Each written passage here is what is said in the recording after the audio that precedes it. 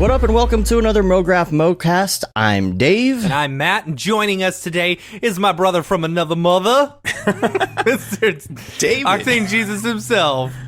Yeah, Octane I'm here. Sampson. I'm back. Guess who's back? Guess I'm back. Again. And Mograph is a supplement to our site, mograph.com, which is a motion graphics tutorial site with tutorials, plugins, podcasts, and other Mograph stuff. And on the show, we talk about everything ranging from motion graphics to Cinema 4D, After Effects plugins, render engines, doing business, doing taxes, holding dogs, being a contractor, or working for the man. Just slip that right in there. And you can email us info@mograph.com. Let us know what you think about the show. Comments, queries, questions, concerns, grievances. We Look like how it big all. she's gotten. Yeah, Your dog she's is so much freaking bigger. gigantic now. I never got to see your dog. No, I Right? haven't seen her since she was a wee little dog. Right? I miss it. You don't have any static electricity problems now? I sure holding your hope dog not. On the show? You're still recording, right? Yeah. Still recording, yes. Okay, good. It was the cat mostly that caused that. Yeah, what was the grounding? Why does that make any mostly in your sense, old house? though? Oh, I don't They know. had bad grounding. Yeah, the old house was just crap when it came to all the stuff. So one little static shock would like screw everything up. Yep. It's great. So You like my Donald got Trump hair to- today? Yeah, your great. hair's Oh, super gosh. sexy, dude. yeah, so is mine. I So spent well all morning on coiffed. it. I'm thinking Yeah. about growing it out. What do you think? Oh, you could be the new Octane Jesus. Or No. Maybe that's where Redshift power Satan. comes from. Maybe. Redshift Satan. Yeah. Oh man. All right, so we got a short we got a short show for you today, as we always say. And I don't know. We're both like lacking on links today. I mean, me too, for the most part. I feel like yeah. nothing interesting has been happening in my life lately. I've just been watching lots of TV and chilling out. I feel like I've been having to recover for weeks from NAB. Yep. Dude, I right? think a lot of people are like that. It it took me about a week and a half to fully recover my sleep schedule and everything. You know, because at NAB it may only be 2 hours off from where we are. You know, and it's the same. It's normal time for you, Right, You know, so but I'm lucky. You change your schedule so much because you're getting up early and staying out way later. Mm-hmm. Definitely. Yeah, it's not just the time change; it's the fact that you're up later. It's the energy output and breathing Yeah. constant cigarette smoke, too. Yeah, and constantly having to be on. You know, Yeah. like We just did so many Beeple impressions. I know. We just wore ourselves out, yeah. Yeah. I mean, the one nice break this year, I think, was that I actually sat and watched like almost all the presentations, which I've never done before. That's But awesome. It was super chill, and I felt like I actually learned and got to like cool. relax from all of the socializing. Like, I feel like it gets like I so was gonna intense say, after a while. last year, weren't you like super sick and just like No, I don't think so. I'm pretty sure you spent half the time in the hotel room just sleeping. Maybe. Yeah. One year it was Probably. like that. I think Yeah, you I got don't know. sick. Yeah. But I feel like I only ever got sick afterwards, like never during. Okay. this is the first time I didn't get sick during or after. Pretty proud of myself. That's So, awesome. Yeah, I didn't either. I mean, but I don't know what that whole like sleeping for a week straight or week and a half straight afterwards is, though. Yeah. Yeah. I'm moving back up on my NAB post NAB weight. I brought myself down to my NAB nice. weight, You just and have to now look I'm back pretty up 5 more every year. pounds. Got to That's make what a I good do. impression. You gotta start thinking about that SIGGRAPH though, because it's gonna come Yeah, early it's true. this year. So you gotta, that's what I gotta do. I'm trying to lose like 20 by then. See if we can. do that. I I'm need really gonna to hit that intermittent fasting. So, Yeah. Well, we've gone like straight vegan, which is mostly an attempt to lose weight and be healthier. You know what? I will say, I was looking at pictures at NAB, Chelsea's first NAB, you know, when we were at Benihana, all of us, you know, and you two both have lost weight. Y'all look cool. great. Thanks, man. No problem. I've got a lot further to go, but thank you. What Yeah. else? So the Beeple impressions, I think, like you said before the show, have been rampant, like just to the extreme at this point. I was talking to, at karaoke, I was talking to Lorcan O'Shanahan, and I was talking to Beeple, and I said, it's the weirdest thing that Lorcan sounds more American than Beeple does. He's got more of an American accent. That is really funny. Even though he's from Ireland. Right. Oh man, that was so much fun. was Still on that high from NAB, but I feel like we all didn't get to hang out as much as we usually do. Yeah, that's the didn't. thing. Like, I was talking to Sage about this. Is like you have a whole lot less one-on-one time. With so many people. I don't know. Yeah, and I feel like shame. I had a new like group of people. Like I invited like at least 6 people personally to NAB, so I kind of felt like responsible for showing them the ropes and like Right. So and I wasn't part of the Maxon crowd technically because I wasn't presenting. So we would like kind of schedule our own dinners and stuff, but that meant we weren't with you guys as much, which was sad. Right. Yeah. Very sad. yeah, I know. We didn't get to have the good catch up time. I don't even think we barely even drank anything together. Like we should have at least had a shot or something or a Totes. beer. I got beers but with we're gonna EJ at Wolfgang Puck, but yeah. Yeah. Oh, That's that's it. right. Yeah, we did. Yeah. We did. Yeah, we did. Yeah. Well, we're gonna have a lot more time next month. We're all gonna be at Denver. Colorado. Yeah. Colorado. We're going to C4D. recreate our karaoke madness. Oh, Are we man. doing that? Yeah, I Are think we- so. oh, That EJ yeah, we're wants gonna to. do- Yeah. Yeah. After the meetup, right? Right. I don't even Okay. know why I'm going to this meetup because I don't think I'm presenting anything. I'm just like You're not. EJ's just I don't flying think me. we're presenting anything. Yeah, he's either. just like, let's just fly our friends in so we can all hang out. I'm like, that's awesome. Why do you think we do DFWC4D? Right. Right. Exactly. Same thing. Yeah. Yeah, it'll be fun. We'll go over some of the stuff we've been doing. We'll probably talk about Camp Mograph and all that stuff. Billy says Cool. podcast next year instead of the Media Media Motion Motion Ball. Ball. Totally. Absolutely. Yes, absolutely. Yeah. Absolutely. Yeah. We're actually Like starting a I don't meetup. know I don't know how they're going to run everything next year because next year, in case everyone doesn't know, it starts on a Sunday. So Yeah, it's it's Sunday, weird. Monday, It's all Tuesday, advanced Wednesday. a day. Yeah, it's gonna be confusing. We're so There's got to used be to this like general tradition. consensus. I know Yeah. it's kind of sucky because you don't know. Like there needs to be like the motion graphics standard. Whether it's gonna be, it's kind of like daylight savings time, Right. What do you mean? for NAB. It's like, is it gonna? What's the standard gonna be? Is it Right. gonna be everything is pushed a day before, or everything is the same day? 'Cause That's if why I everyone hate is not on the daylight same savings page- time. We should Right. just get rid of it. right? Yeah. I So agree. I don't I'm know. with you I on hope that. there's a standard of like what's going on what day, so we can all be on the same page and not have conflicts coming up between different events that we want to do with different people. And Well, things we'll like just that. figure out what day the Media Motion Ball is, and then we'll go do our own thing then. Yep. right. Sounds like a So plan. I mean, I would see them keeping the same everything because it really is Sunday, Monday, Tuesday, not even Wednesday. Wednesdays, there's no specific parties, are there? Unless that's I Mokart don't Day. Is know. that Mokart Day? Mokart Day. I still have never been Yeah. to Mokart. Me which neither. I feel bad about, but Yeah. yeah. But then there's Thursday. Thursday's nothing's ever going on, So I mean, they could really keep it the same days. It's not like anyone needs to be at the Well, we have our thing own before 7 traditions, but Yeah. like not everybody does all of those things. Right. So, Yeah. yeah, we'll have to figure it out. I mean, karaoke Uh, will automatically be after the Yeah, that pinball was the party. best Man. part of. I mean, like that whole But- day. Like, yeah, that was amazing. It was a lot of fun. Yeah. Yeah. Tell that to the Amex. I know, right? Yeah. Oh my gosh. Ooh, man, NAB. Yeah. But you can, yeah. If, I got if a you're lot in of the points Colorado off of area, that one. come I'll tell see you us. what. Totally. Yeah. If you're in the Colorado area, come see us at EJ's meetups. I know probably if you're in the area, you probably go to them already. But Yep. if you're just now hearing them, you should check it out. And so this week we have lots of end game spoilers. No, I'm just kidding. No, I'm just kidding. No, we don't. I haven't seen You wrote it. that down, didn't you? You're like, oh, I'm going to say that. That's in your notes, isn't it? No, it's actually I sent you my Okay. notes. Okay. It I know, wasn't but one you of always my- have I your only own had- personal notes that no, you don't tell I me only where had you got one jokes secret written note in there. this. I only had one secret note this week, Okay. and that won't be till later. I think you'll know what it is. But All right. Yeah, we saw Infinity, or no, not Infinity War, Endgame Endgame. and Shazam recently. Both are really good. Yeah. How'd you like Shazam? Shazam's super fun. Yeah? Okay. wait, just what's really Shazam? entertaining. It's like this Shazam? You haven't seen the preview for it? Oh, it it's looks a awesome. superhero. It's this kid that is in an adult body as a superhero. So it's like just hilarious off. It's right kind of off like the bat. Big. Only It's kinda like Big, with- but if he was a superhero. superhero. Isn't It's- Shazam? I thought Shazam was the Sinbad movie No, that that's- everybody thought happened, but it didn't actually ever No. happen. No, No. You're thinking of Kazam with Shaq. Yeah, but that was a real movie, right? No. Yes, That that was a wasn't? real movie. Yes. Yeah, but there was one everybody thought Sinbad did. It was one of those Mandela effect things. Yeah. No? No? Yes. Okay.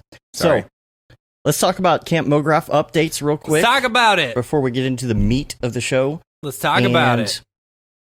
So, first of all, I wanted to talk about cabins. Yep.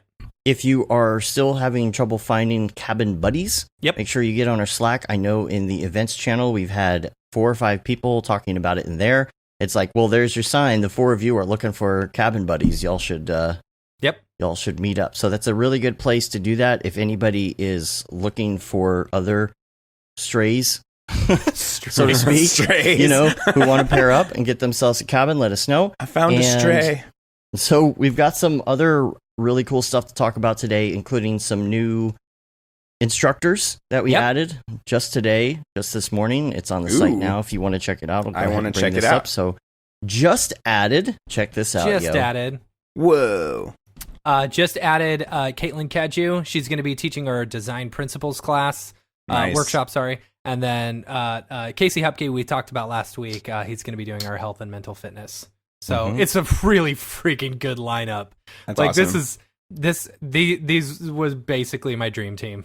Like if I had to start an NAB or not an NAB, an NBA like motion design dream team to play at the Olympics, or a mighty the basketball Ducks, design team, a mighty Ducks to face off against Iceland, you know, in D2, or the Hawks if you want to go D1. What is going like on old right school. now? What is We're going deep. This would be the team that I chose. This would be my Mighty Ducks. We would all be together and just quack, quack, quack.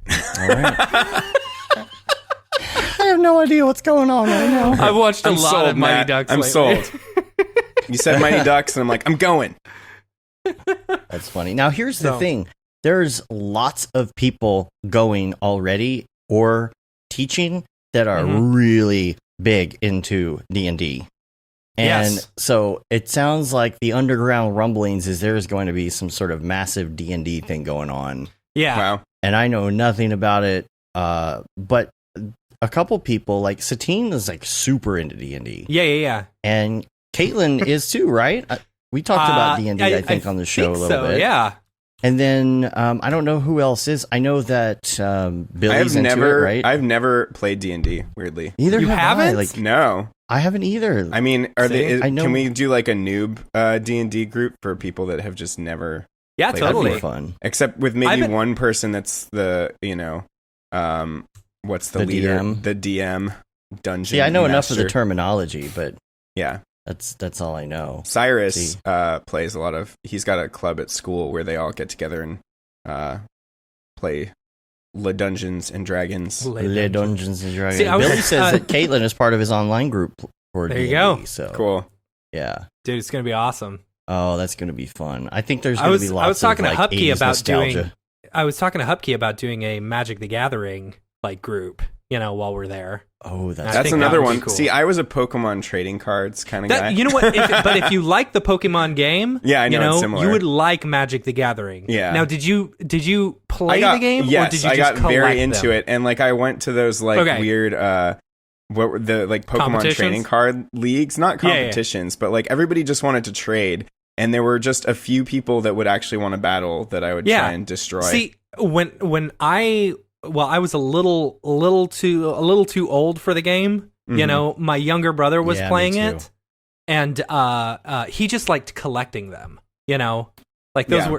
that was me and X-Men cards. When I would was his Or age. I like would sit Pogs. and like Pogs. just build Pogs. I would build decks for like hours on end, just meticulously. See, you would craft. like Man. you would like Yeah. Magic the Gathering. Probably. Yeah. I don't have time for any of this stuff though. Like I don't even have time to play normal video games. Oh, but today's show's topics is all Okay, about you're right. I do TV have time shows. to be completely Right. lazy and veg out and watch TV. It's so passive entertainment. Yeah.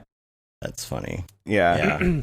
There we go. So- See, Billy, he'll run a session of an RPG game for y'all. Sweet. That sounds amazing. Oh yeah, So- nice. And Pickle Nick's got a few. He's got a few like roll. So he did the Kickstarter for what was it? Mothership. You know, he was saying that he could run some Mothership stuff. That was pretty fun. What is Mothership? What? Mothership's the game. It's the role playing game that he did the Kickstarter for. Oh, the one we were. Oh, that's right. Yeah. That's right. Yeah. All right. So we should just basically bring all of our physical card and board games. Yeah, I'll bring my decks. How do you feel? Yeah. Is this camp like no electronics basically? So like don't bring our Switch. Here's the thing. Well, we're not you saying want, not to bring anything. If you want, you can. Like the option is there. There's electricity. I'm There's just trying Wi-Fi, to go with like I the vibe think is what I'm saying. Like in like one specific area, is there Wi-Fi?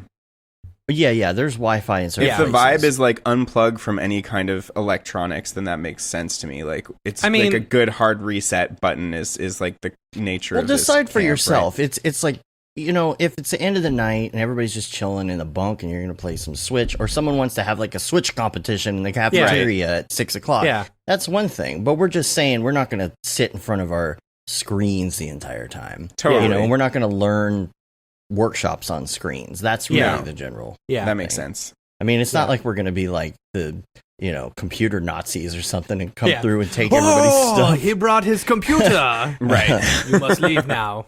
Yeah. Have like an electromagnetic field finder and I feel like around trying to. Yeah, what's that episode of Parks and Rec where they go like glamping? Or no. Maybe I'm thinking of the one where Tom. Yeah, that's Tom, one. But I'm thinking of one where Tom needs to like.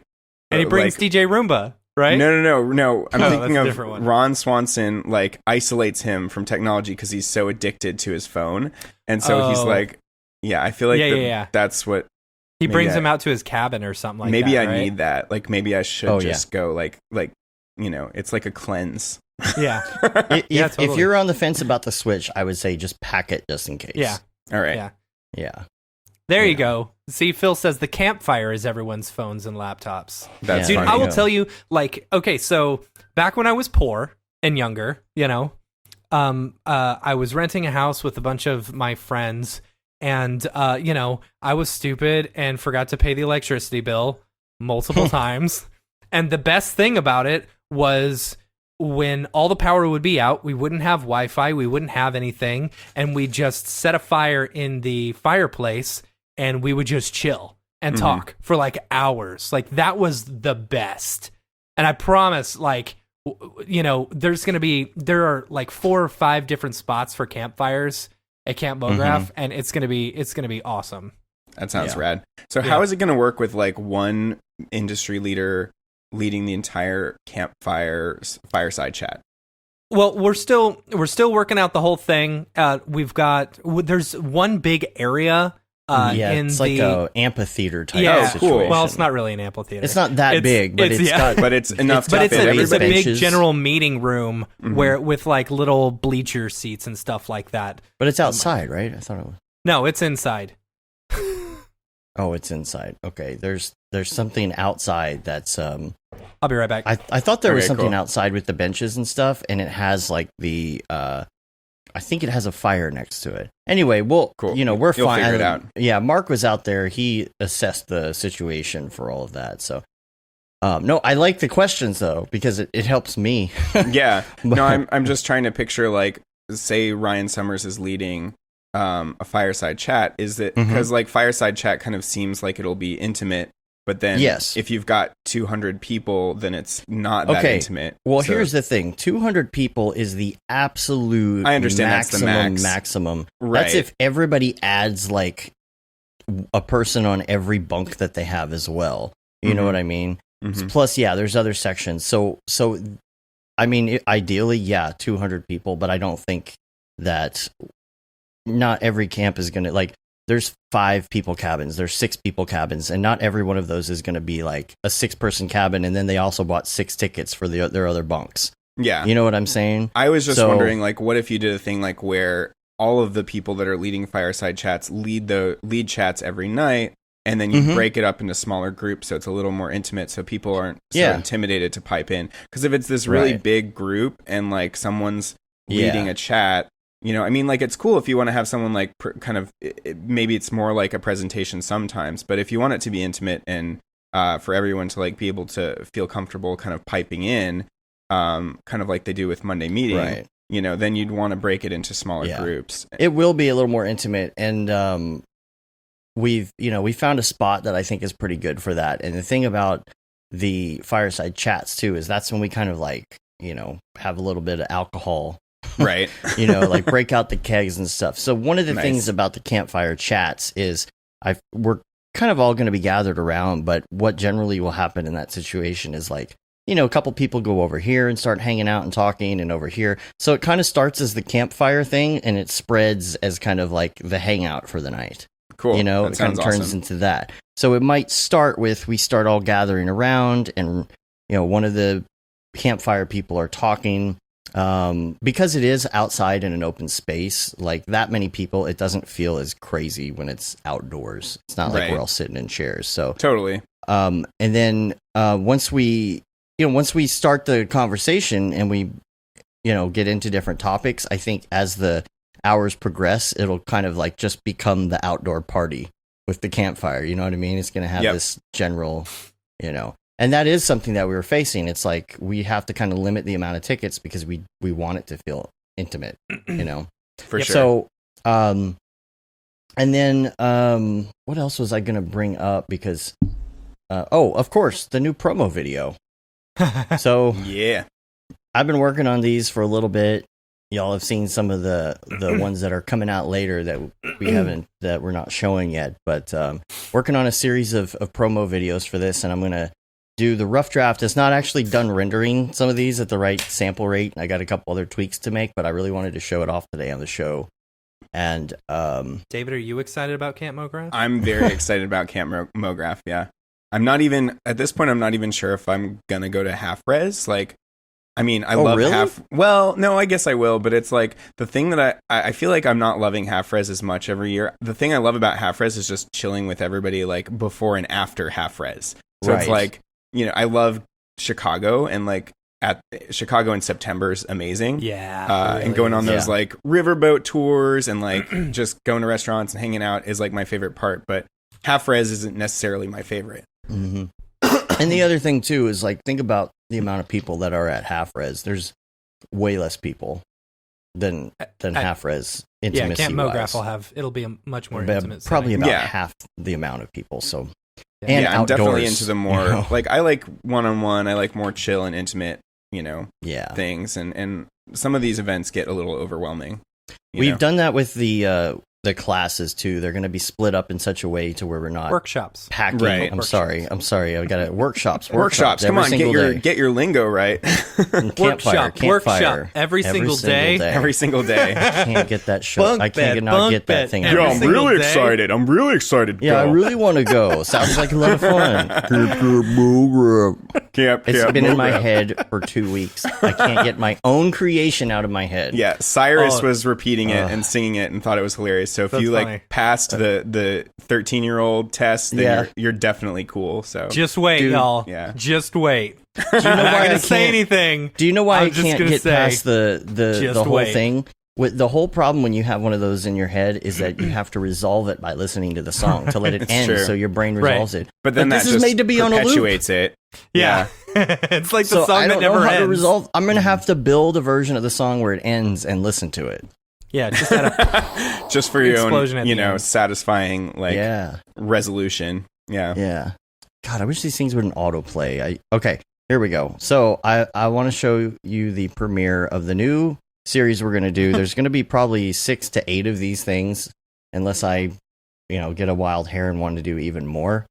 But this will come out either later today or possibly tomorrow, depending on when I get my render done. And everybody just sit back and check it out. Here it is.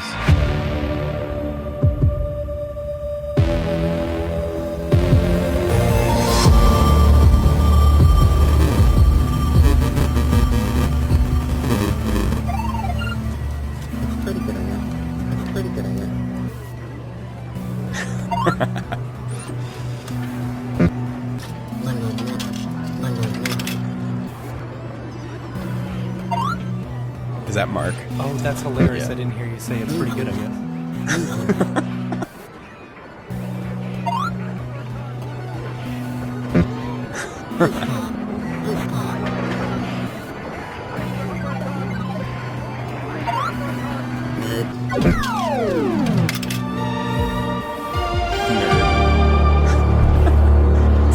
good, dude. Thanks, yo. You hit that Stranger Things vibe so nicely. Yeah, Kevin, there is screen burn in that. Right. Yeah. So I created some other ones first. So this is actually the first one that's going to be released, but the first one I knocked out in like 24 hours. It's pretty exhausting. I love the wide variety of like talents that you're putting into that. Like the 3D animation and the 2D animation, and you design the audio, which kind of blows my mind. Yeah, the audio was pretty good. The audio was really good. Audio what is it that my little emoji you say thing schmoozy Matt. Schmoozy Oh, really? Matt. Yeah. That's funny. Yeah, that's going to be a hard one for the listeners on the podcast. You're going to have to check it out in the show notes. But yeah, I say it's pretty good, I guess. You say schmoozy Matt. Mark says Monday meeting, and Liam says Clish Claw. Oh, that's funny. Yeah, that's funny. But it's all kind of like subtle and like not. I mean, there's people that are going to see that don't know who we are. So I just kind of put in there. It's kind of an Easter egg. It's just supposed to sound like some digital talking of some sort. Did you the smoke in the beginning, is that TFD or is it X particles? That is TFD. Nice. I'm really getting to understand TFD, especially with Octane. Cool. Because like I know you, Matt, I use TFD straight up like default. Right. You know? Right. I think it looks a million times better, and it renders just as fast, if not faster. Yeah. And I've really worked in some things that make it work, although that still was a separate. Here's an Octane thing that may just be something that you can't do, is there was fog in that room, right? But also I put TFD in there, and what would happen is, the TFD box that goes around whatever your extent of your smoke is, that intersects with the volume box. Yeah, there's this slightly lighter box that's around everything. That's that annoys me more than anything about volumes, is that they can't handle intersections in Octane. Like there's like a max number of intersections, but even then, a lot of the time you can see the bounding box. And it was the bounding box. I think that's going to be fixed pretty soon in like 2019, I guess. I'm not really sure, but I talked to Jules and he said that was going to go away pretty soon. Yeah, 'cause I had to do a thing with pass. like, how if you have a light in the volume, a lot of the time you see the outline of the light, even if it's set to 0 opacity. Like an area light, you can still see it, and that's like a reason that it's annoying, because then you can't light your objects close up. You have to put them outside of the frame, because otherwise you got this ghost object in there. That one's just a straight up bug, apparently. Like I mentioned that to Jules at one point, and he's like, "Oh, that's a bug." I'm like, "Okay, well, that's been in there for years, and it's been driving me crazy for years." Like since like my space video, I wanted to do some fog volumes with like kind of fog up the interiors a little bit, but I couldn't hide the lights anywhere. Everything's going to be fixed in 2019.1. Everything, that's what it says. Yeah, but I had so much fun on that, and like the thing is, it's all the different aspects. It's fun to like produce every aspect of it, including the audio, which I really have fun with. I was using Audition, I was using Audacity for some capture. What else? Ableton. I use some Ableton to do a lot of the digitizing stuff, because it's real easy to do that, and to do a lot of the music. There's like, all the music pieces. I did all of that in Ableton with Serum, which I think is Deadmau5's plugin. Cool. Oh, is it? Or he had something to do with, So a lot of fun to try and do something like that. How'd you go about doing the 8-bit style animation? You just block out pixels in After Effects, or is there a plugin or what? Yeah, EJ's plugin. You used EJ's plugin? That's awesome. Oh, yeah. Just pixelate it? That's so good. Oh, yeah. Just throw pixelated on everything. Now, some of this stuff I'd pre-comp because I wanted to get the pixels just right for one element, but it wouldn't be the same settings for something else. And I also had, like, areas where I had different layers of pixelated where it just gets stronger and stronger as you go down, But I also realized that you can just take what it makes automatically on that adjustment layer, and you can paste it on any layer in After Effects, and it will do pixelated just for that layer. Cool. So I didn't realize at first. Yeah, but that's super awesome plugin, because you can choose how many colors, you can choose the blocks. It's very inexpensive, isn't it? Yeah, it's pretty inexpensive. I have to look it up now. Yep. I don't remember what the price is, but it was just a lot of fun to wiggle it, pixelate it. There you go. How much? $9. $9. Yeah. Just give him your money. Just give them your money. Same thing with like Merc's plugins. The other day I went on a buying spree and just bought like all of Merc's plugins because they're all pretty cheap. Especially if you like subscribe to his Patreon, they're all super discounted. So just go and buy them all. Yeah, so I'm doing this whole work smarter, not harder thing with this too. And of course, I'm bookending all of these with stuff that's already been, you only have to render that once. And then I have templates for the insides. So like I have all sorts of VHS filters and weird aspect ratios and all of that kind of noise built in. And once I got it down the first time, all I have to do now is make a really clean version of one of the games. And then I just plug it all back in, and then it does an image sequence. I bring that back into Octane, and just plug that into a new project and let that render out so that you see it on the screen, and you get the push in at the beginning and all of that stuff. So it's all about like trying to make this as easy as possible moving forward. So 24 hours to do the first one. Then last night, I think I spent like 6 to 8 hours on just making a new game. And putting it in there and putting it back through all those filters. And in 8 hours, I had a whole new piece. So I think that's a pretty good turnaround, So anyway, anything else on that? I don't have any other notes unless y'all do. Camp Mograph. Camp Mograph. Camp Mograph. Just subscribe to all of our socials so you can see all these new fun promos that are going to be rolling out. And make sure that you also subscribe to the Mograph.com YouTube as well, because we're not going to be broadcasting on the old channel that much longer. Also, continue sending in your photos and videos for NAB. I've been getting some of those from people from that file link in the Slack, which I need to pin or something. It's probably already gone at the rate everything disappears. We have so many messages on Slack. I know some people want to get in the Slack, so we will probably open it up again. I'm not sure when. Must consult with Matt a little bit. But I also thought it was funny this week. Matt and I both went off on After Effects on our personal Twitter accounts because we were both having problems with it. What were your problems? We started this thing. My favorite part about After Effects is ... Yeah, you should. This should. Yeah, everyone should go on there and say my favorite thing about After Effects is about hashtag After Effects. Effects. It's a truck stop bathroom. Yeah. Get in. So get Matt, out what was yours? Yeah. Oh, I don't remember. It's when you hit play and it does nothing. Nice. Like yeah. I'll be sitting there hitting spacebar, hitting enter. Or I'll just want to hear audio, so I'll hit the decimal, and just nothing happens.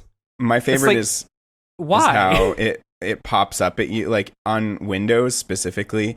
Whenever it's done rendering, it will just pop up in your face. Yeah. Have you guys noticed that? While like you're doing in something. Another app, like doing something, and it's done rendering, and it just like brings it to the front, and then goes. Yeah. Did you see that? Did you see that Mograph meme where there's someone like with a like super, like just a trumpet or something standing over someone like, yeah, it's so startling. I think the sheep is worse. It'll give you a heart attack. Yeah, you're right. The sheep. I was going to say, bad. I think someone on the Slack or something said, I like to live dangerously. I put my my cell phone notifications as the sheep. Oh my god, that's the worst. Oh, it's awful. That'd be funny. Yeah, my favorite part about After Effects is when you clear and purge all the caches and all the everythings and the RAM and everything, and then you render something out, and there's like 2 frames of leftover purge crap that should have been gone. And you're like, but I rendered that out already, and after the cache was cleared, and I shouldn't have.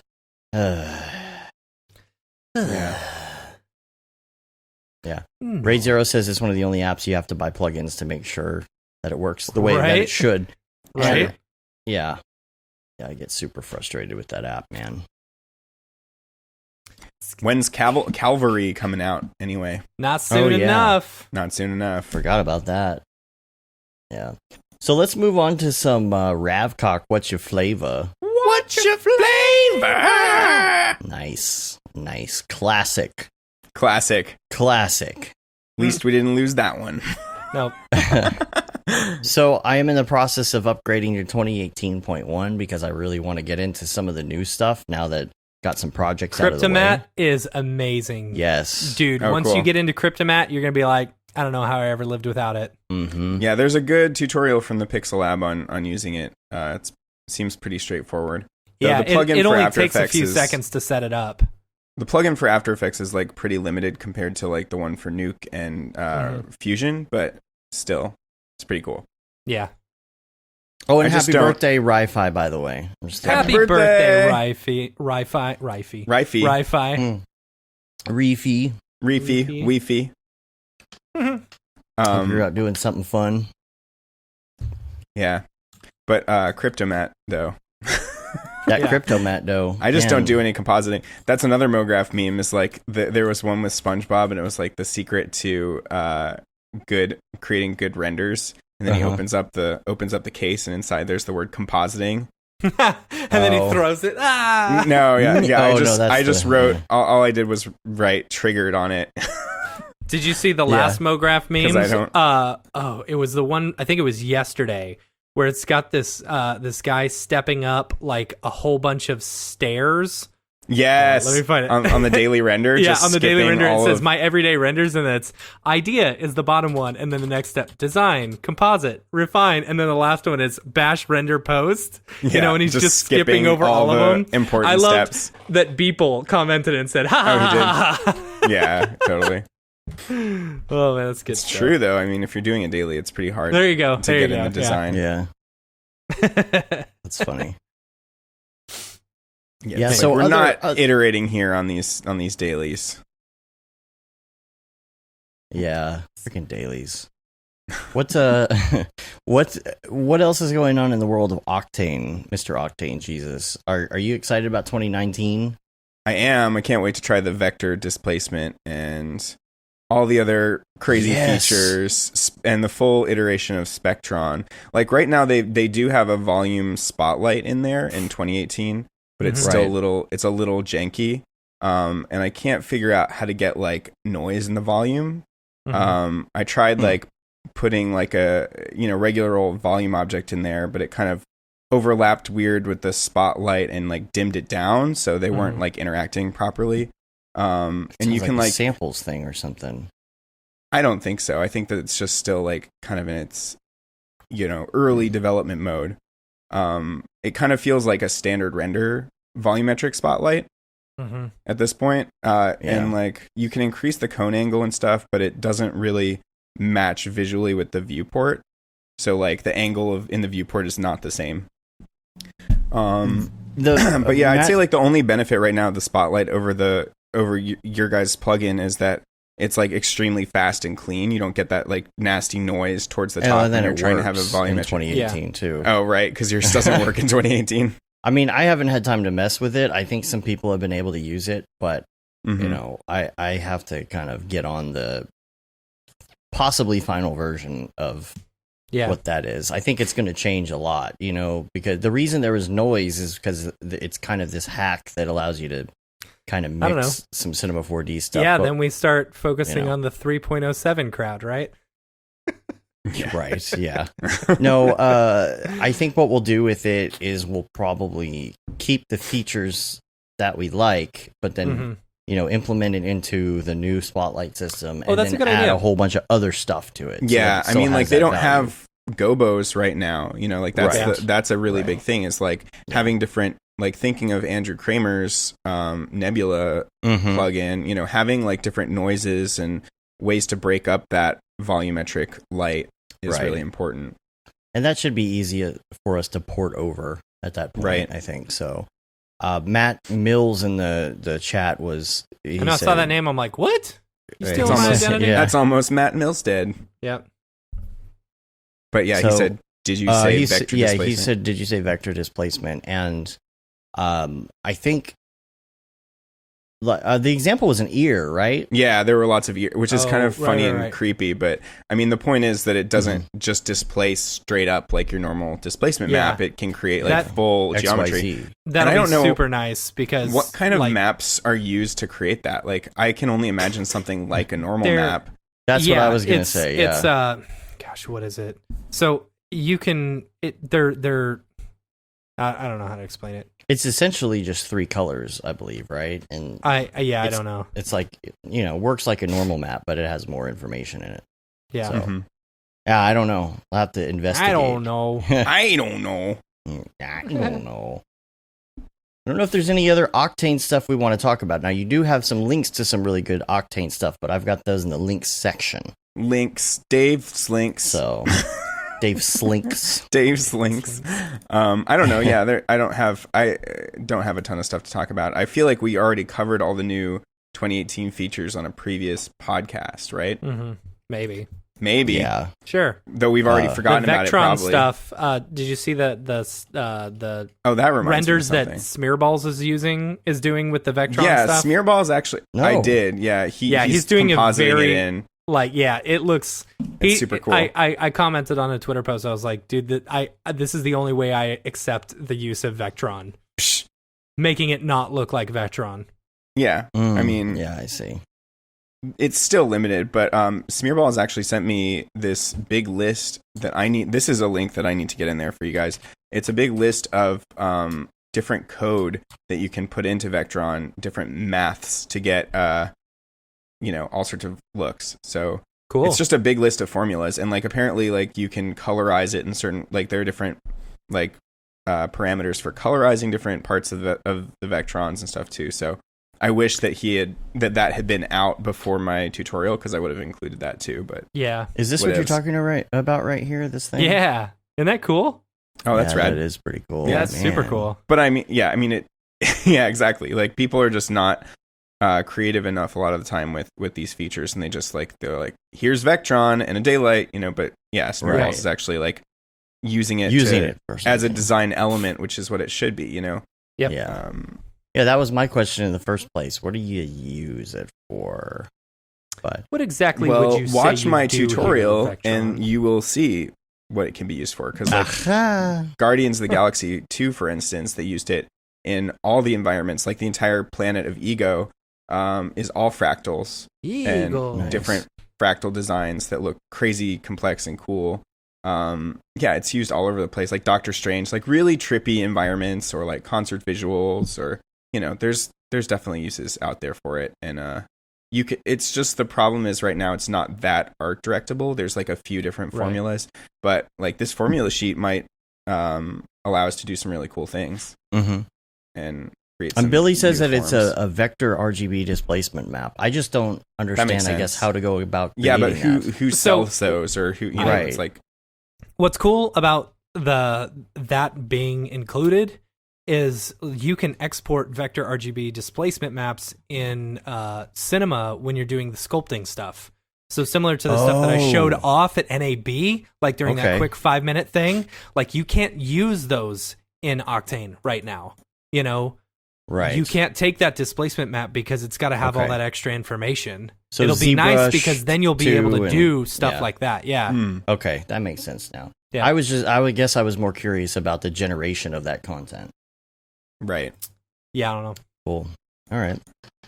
Well, but yeah, and one other thing, in 2019, I think Jules said there's going to be a million different OSL cameras and support for if you want an anamorphic looking lens or different, camera types. So that's going to be awesome. And I don't know, there's a bunch of new features out there. There's already crazy OSL noises that I've started playing with, and you can use them in a displacement map right now if you pipe them through a baking texture node. mm-hmm. But yeah, I think in the next iteration you won't have to do that baking texture crap.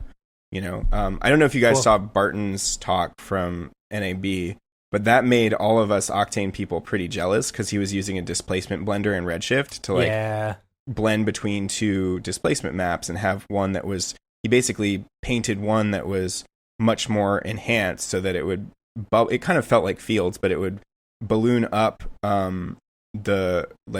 it was the soles of the shoes, and all those little details would kind of expand and whatnot. So he was blending between two different displacement maps, and that's not something possible to do in Octane right now, right? Mm-hmm. Which is irritating. And stuff like my Mars tutorial, I'm doing hacks to I'm overlaying multiple displacement maps on multiple pieces of geometry, which gets super heavy, and I'm doing that so that you can have big rock textures as well as small rock textures and like just layering in a bunch of different displacement maps together, but then it's just a bunch of intersecting geometry rather than a more clean solution, which would be blending all these together into one really complex map. It's just a single displacement map would be a lot better. Right. I did find a way to make it work, but it does slow things down quite a bit, and it's all using Cinema 4D. So it's not something that's technically would be available on other platforms. It's just I found kind of a hack for it in Cinema 4D to do those mixes, but it just kills. What, with like displacement deformers or what? No, I mean it's within the displacement channel. I found a way at one point to use a bunch of Cinema 4D stuff, but man, it just kills it and it gets crashy. And I was like, man, it works. You have to resend it every frame too, right? Which oh yeah, no, not necessarily. I don't know, but yeah, that's something that I would love to do, because even when you're adjusting displacement, if you want to just change gamma, I don't even think the gamma changes, does it? If you adjust the gamma of a displacement map, yeah, you can't color correct it, you can't do anything. It's very limiting. Yeah, Phil said Quixel Mixer is good for mixing displacement map textures, which is true. I still need to try that out because that's like the main feature. But then aren't you limited to Quixel's textures at that point? I don't know. The way that I do it is I just start mixing stuff in Photoshop.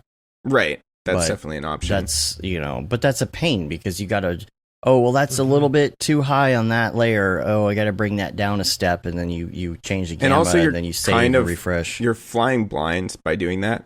Yeah, like, if you're like, that's why for me the most intuitive thing is still, even though it's much heavier, like just putting out a displacement map.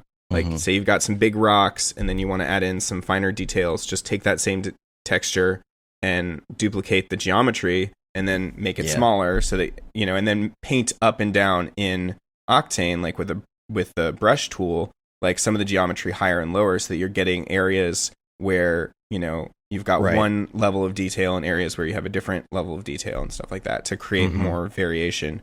But yeah, so, but 2019 is going to solve all our problems. Yeah, Phil said I feel like I'm starting your own textures and save them in Quixel. Cool. Oh, okay, that's awesome. You feel like what? Sorry. I feel like I'm starting to talk like EJ about the trash can Macs. He's just like, yeah, next Mac, it's right on the horizon. No, I'm just kidding. Like, it's Octane, like Otoy is definitely updating faster and faster and releasing new features.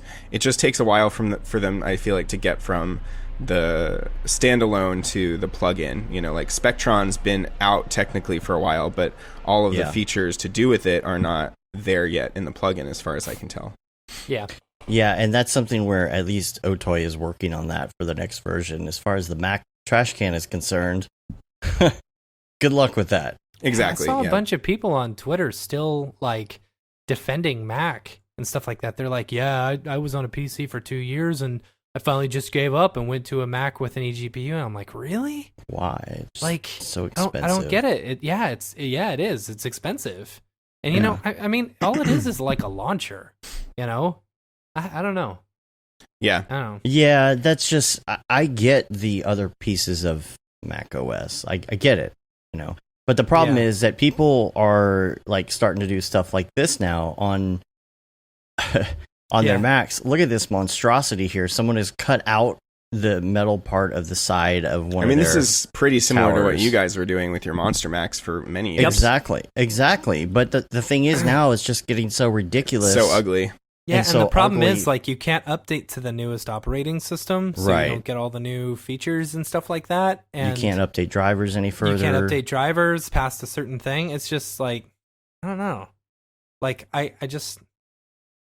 To each his own. It's Band-Aids. It's tons of Band-Aids. I had a couple more small Octane notes. So do it. Let's hear it. I was having a weird issue with an Octane scene where I'm doing some concert visuals for the Lumineers. Yeah, they're one of my favorite bands, so I'm pretty excited about that.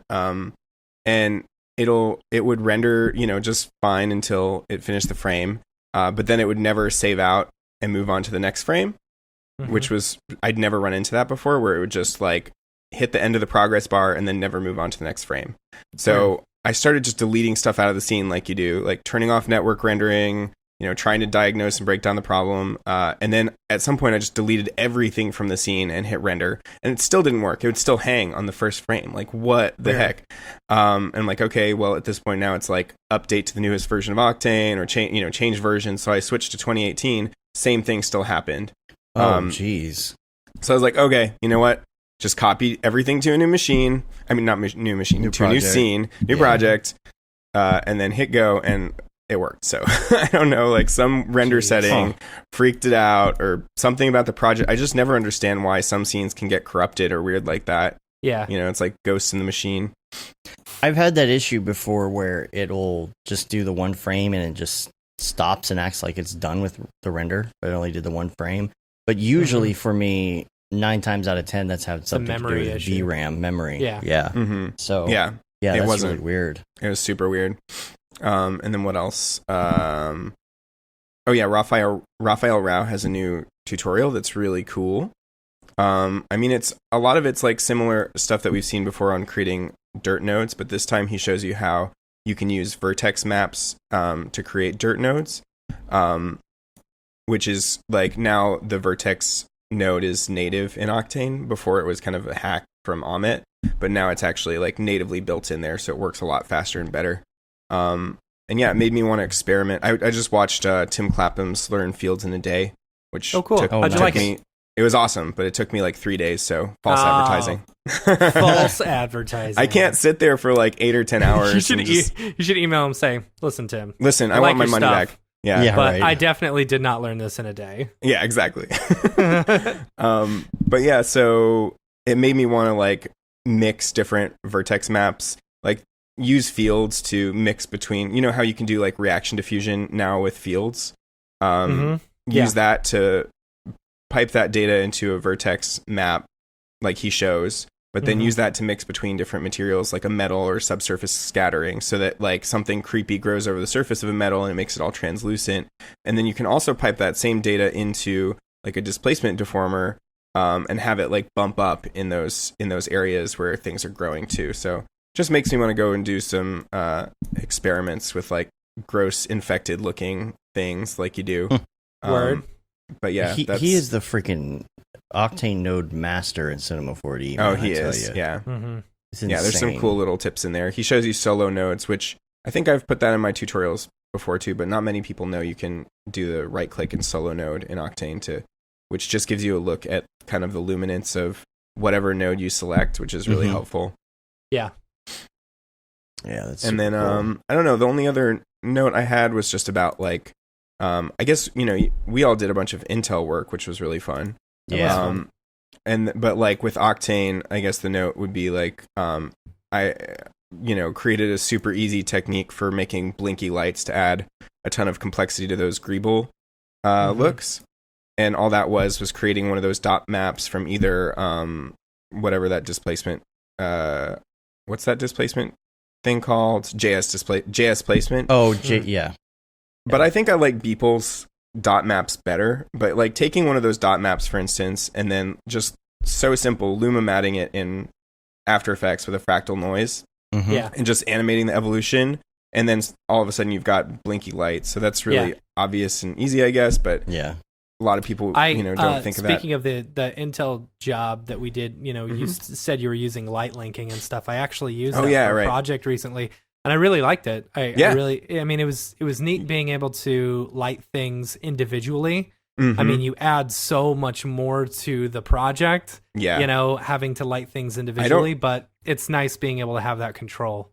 I don't know how I lived without it, honestly. Like, it saved my ass so much on this Intel project because it just let me light the products super nicely without being concerned about how it was blowing out the floor. And stuff like that. So you just really bring things off, bring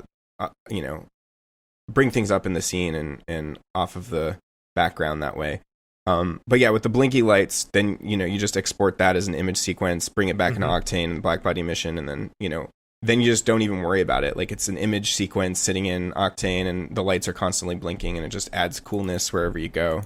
Yeah. So just simple stuff like that. I feel like using image sequences is, a lot of people don't think about that, but it's definitely added complexity to a lot of my projects, like the space whales. Like that was just some trap code form stuff wrapped around the whales, and just like having that image sequence of some other animation that you created elsewhere, then put into, or mapped onto a 3D object adds a lot of detail and movement for free. Yeah. For free. I got a note real quick here from Mark. Something I wanted to mention too about the fireside chat stuff is we will have question cards ahead of time, just to help with the fireside chat question card stuff. All right, I know this is random, but whatever. I got another random one. I'm gonna also do it. concert visuals for Zed apparently coming up, which is like I don't even know much about Zed, but isn't that like one of your favorites? Snap! Yeah, one of my favorites. One of my favorites. But cool. Was it Beeple? Did Beeple do Zed concert visuals years ago? Yeah, I think so. Yeah. Oh, yeah, that's right. Because I was actually there, and some of the stuff that I saw in there looked like Zero Day. Remember Zero Day, the thing he did? I was like, man, that looks like the same style. I turned to my friend, I was like, that looks like the same style as this guy called Beeple that I heard of one time. This is a long time ago. Yeah, totally. Yeah, that'll be fun, dude. For sure. Yeah, I'm excited. I mean, these things are like, I feel like the budgets are not nearly as high for concert visuals usually, but I'm at the point right now where I'm like, I just want some fun jobs, Not where they used to be. The concert visual budget used to be really high. And way more pre-planning and stuff. Yeah, like you could same easily, with music videos too. Yeah, true. Make 100 or 200K doing these packages and stuff, and you know. Any other Octane stuff? Nah. All right. Nah. I'm gonna move on to some Corona here, and I don't have too much information, but I did catch a little blip from Sean Astrom. He posted that caustics are being added now to the newest, I guess, beta of Corona. It'll be in C4D very soon, it says. Yeah. And so then, Tokyo Megaplex has been doing all these tests with all the different render engines with caustics. And oh, really? He loves those caustics, yeah. Yeah. Dim caustics, though. The best one is probably, what's that one that Jeremy Cox used called? Indigo. Indigo, yeah, because it has Metropolis light transport. Yeah. That MLT dough. Yeah, that's what Tokyo Megaplex was using. Yeah. For a lot of his little stuff. It's very cool. For those who are interested, we just added a Blender channel to our Slack as well. Nice. And we got a few people in there. It's Blender's 11. like we have getting 11 weirdly people. Nice. Blender's getting weirdly good. Like, it is. Yeah, it's got a lot of cool features. Like Eevee, I think, put it over the top, and then I don't know. Eevee, here's the I don't know. Like Eevee, I think. Well, it's the same idea as like say URender or something like that, or the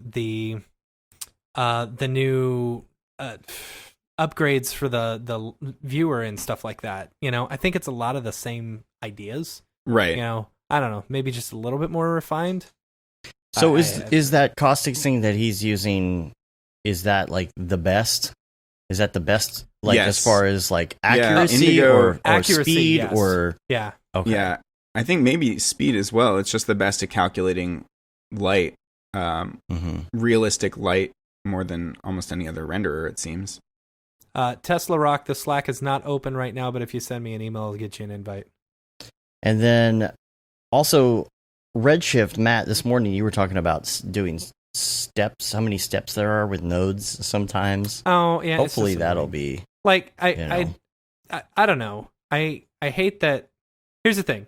In Octane, I can just throw in a texture node, and use that for my image or the color or whatever, my diffuse, and then I can also use it for my bump. I can also use it for my my alpha and stuff like that. But like it's annoying that I have to use so many different freaking nodes, Or like for example in Octane, I can just throw in a C4D noise and then just pump it right in, and it automatically does all the conversion stuff. So, yeah, I don't know. it was just like I shouldn't. I don't know. I feel stupid sometimes when I have to Google how to do something really simple. You know, like that alpha thing you were chasing. Yeah. Like I didn't know you had to do a channel splitter and stuff like that. It's like, okay, I should just be able to pump that right in. So you can't. Oh, okay. Because and that's the thing that basically Octane is doing, right? Like it says, do you want to use the image or the alpha or the whatever? But instead of just selecting that, you have to like add those extra nodes. Yeah. Like some presets would be good. That's one of my like biggest that. gripes about nodes. Like I don't mind if they're like super streamlined and stuff like that, but when you have to add like 800 nodes just to do the same thing, right? Like for example, you know, like Fusion, if I want to bring in something and render it out, that's I don't know, whatever. I don't know. I don't know. I don't know. I don't know. This guy, make Michael Jackson, walking in boots. Bro. I swear, like this was the first year that Beeple really like. I don't know. He was there for the whole time. Yeah, it was amazing. And like he was there so for SIGGRAPH, but I feel like he was doing more his own thing. This time he was really hanging out all the time, and it was so much fun. Yeah, he's like the chillest dude and the most humble, down to earth guy. Yeah, he is. So much fun. And like that one of those last nights, he told both Chelsea and Ross that like he's like just such the pusher of getting people to do dailies. Yeah. And so he told them he was personally like gonna bug them once their dailies started up. Like, whoa, the wind is like knocking my stuff over here. He's gonna personally like bug them, which I don't know how he has time to do that, but like once they get their dailies started up, he's gonna keep them accountable. He's like your personal trainer for C4D dailies. Yeah. That guy's the best. He's the best. Yeah. Like that. Bro. And Ross was like tripping out. Like he was like, dude, thank you so much for convincing me to come. Like Beeple is going to personally text me to do my dailies. He was so excited. Beeple's the best, dude. He hits us up quite often. That Camp Mograph thing, dude, I was just floored. I mentioned it to him. I was like, hey, you should do a daily for us. And he's like, yeah, sure, bro. Yeah, sure, bro. Whatever you want, bro. You know, and then we didn't. I just assumed I'd mention it, and then maybe hit him up later. But he just did it on his own. That's rad. He's a man. Yeah, I love that guy. He is the man.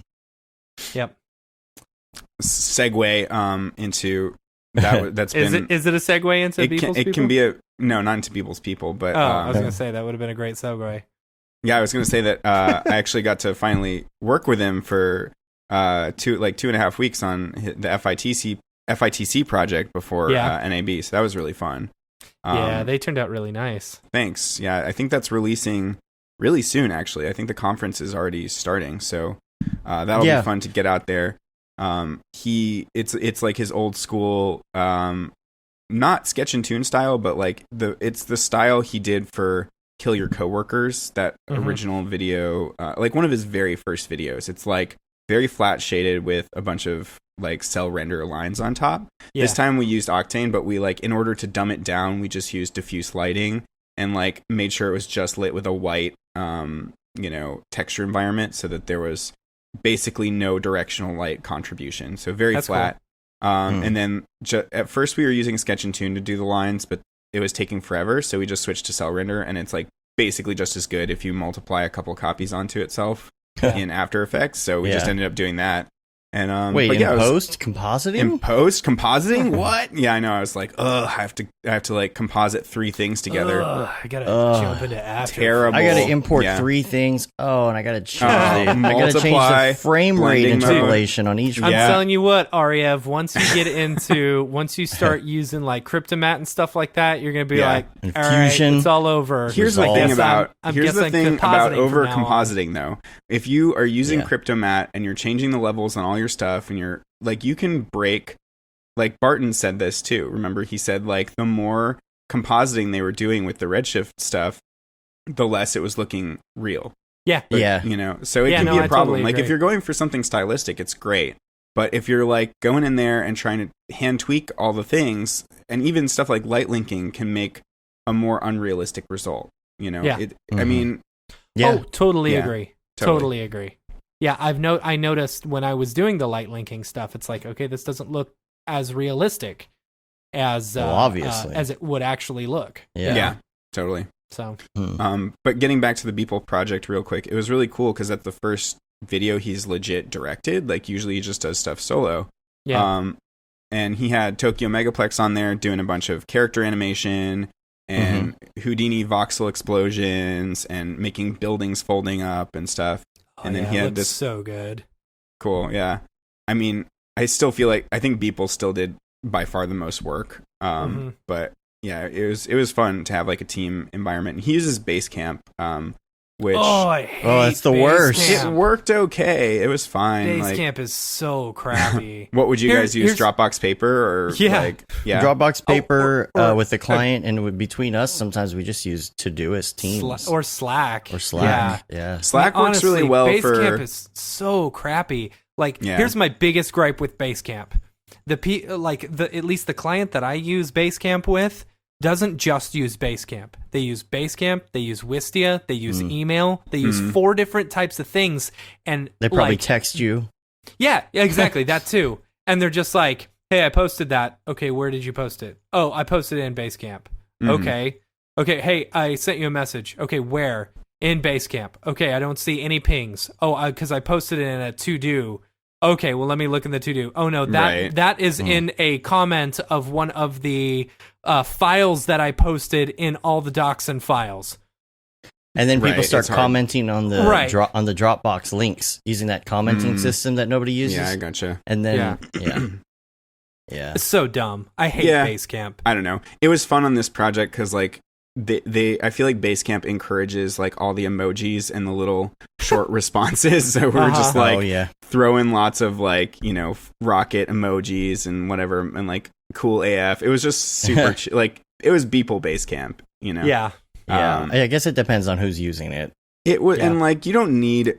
I mean, maybe for a more complex project, but we were all kind of doing our own things and just kind of posting stuff up there to look at and sharing some assets. But it didn't need to be like crazy good organized, so it worked pretty well for what it was. Yeah. But I ended up just like kind of recreating a bunch of my Dead Mouse cart stuff, but in the cartoony style. And then that's right. Making the loop-de-loops and stuff. And then I also, we had this rainbow ripping through the Beeple town. And at first it was like he wanted kind of cartoon buildings squishing, but then it was too cartoony, and so we ended up just like breaking everything and just doing a bunch of I just used Nitroblast like I do. So yeah, just getting the rainbow to bust through town and break everything up. But yeah, it was really fun and mostly focused on animation and camera movement because like the lighting and texturing, it was all just flat. So yeah, it was kind of freeing in that regard to not have to worry about that stuff. And that's public. I can post a link in the show notes on that now, by the way. Yeah, once it comes out, it's not quite out yet. Okay. Yeah. I don't know. I was seeing comments that people saw it on Instagram or something. Oh, really? Yeah. Well, maybe it's out. Maybe it's out. Leak? Yeah. I don't know. So, here's a question for you. Oh, yeah? I think Matt's taking a potty break, so we can talk about this real quick, because it was you and I working on the Intel job with Phil, Raid Zero. Yeah, you guys killed it, by the way. Like, thanks. That was the first time I'd really directed a big team, so it was you, Matt Bowden. Oh, and Matt Bowden was in there, yeah. Yep, and Phil Roberts, and you guys just super crushed it, and the client was just blown away with how quickly we were able to pump through tons of CG. Like they were, like both the ad agency and the client loved everything we did. Yeah, and there were some things we kind of, I think, learned along the way and like worked out as far as file sharing and stuff. It is kind of hard to file share. It worked okay for the few of us being in there, but there are some instances where I could see where something could have gotten screwed up. Like working on, I don't know, like a Cinema 4D file in the Cinema 4D folder, which is we had a master scene, and then we had like some other things that we would just kind of label, Dave's changes 3.0, whatever. Yeah, it can be tricky. Yeah. But we handled it pretty good, but I could see if you had a few more people working on the project, it could have gotten out of hand. Yeah. As far as that stuff, just having a Dropbox folder. I mean, I think it worked out with this small team because you guys did Matt Bowden and you and Matt did like all the modeling. You guys did all this intricate modeling, and then you would like match. Intricate. To me, it's intricate, and I can't do that. So it was filling in holes in my skill set. Little does he know, they're Little just does he know. squares. You just take the image. That was a trick that you guys had, was just taking the actual image of the product and then mapping it onto the model. I'm like, so simple. I'd never would have thought to do that. I don't know all these tricks and shortcuts because I don't model stuff. Yeah, run it through Photoshop and then pull grayscale, out of it and extrude it or give it a little displacement out of that. You know. Yeah. Is that your mom who just said hi? My mom? Yeah. Yeah, Susan? Oh, yeah. Yeah, that's my mom. Hi, Mom. Hi, Mom. That's super cute. She's on Facebook. Oh, it's cool how it aggregates all the different people watching.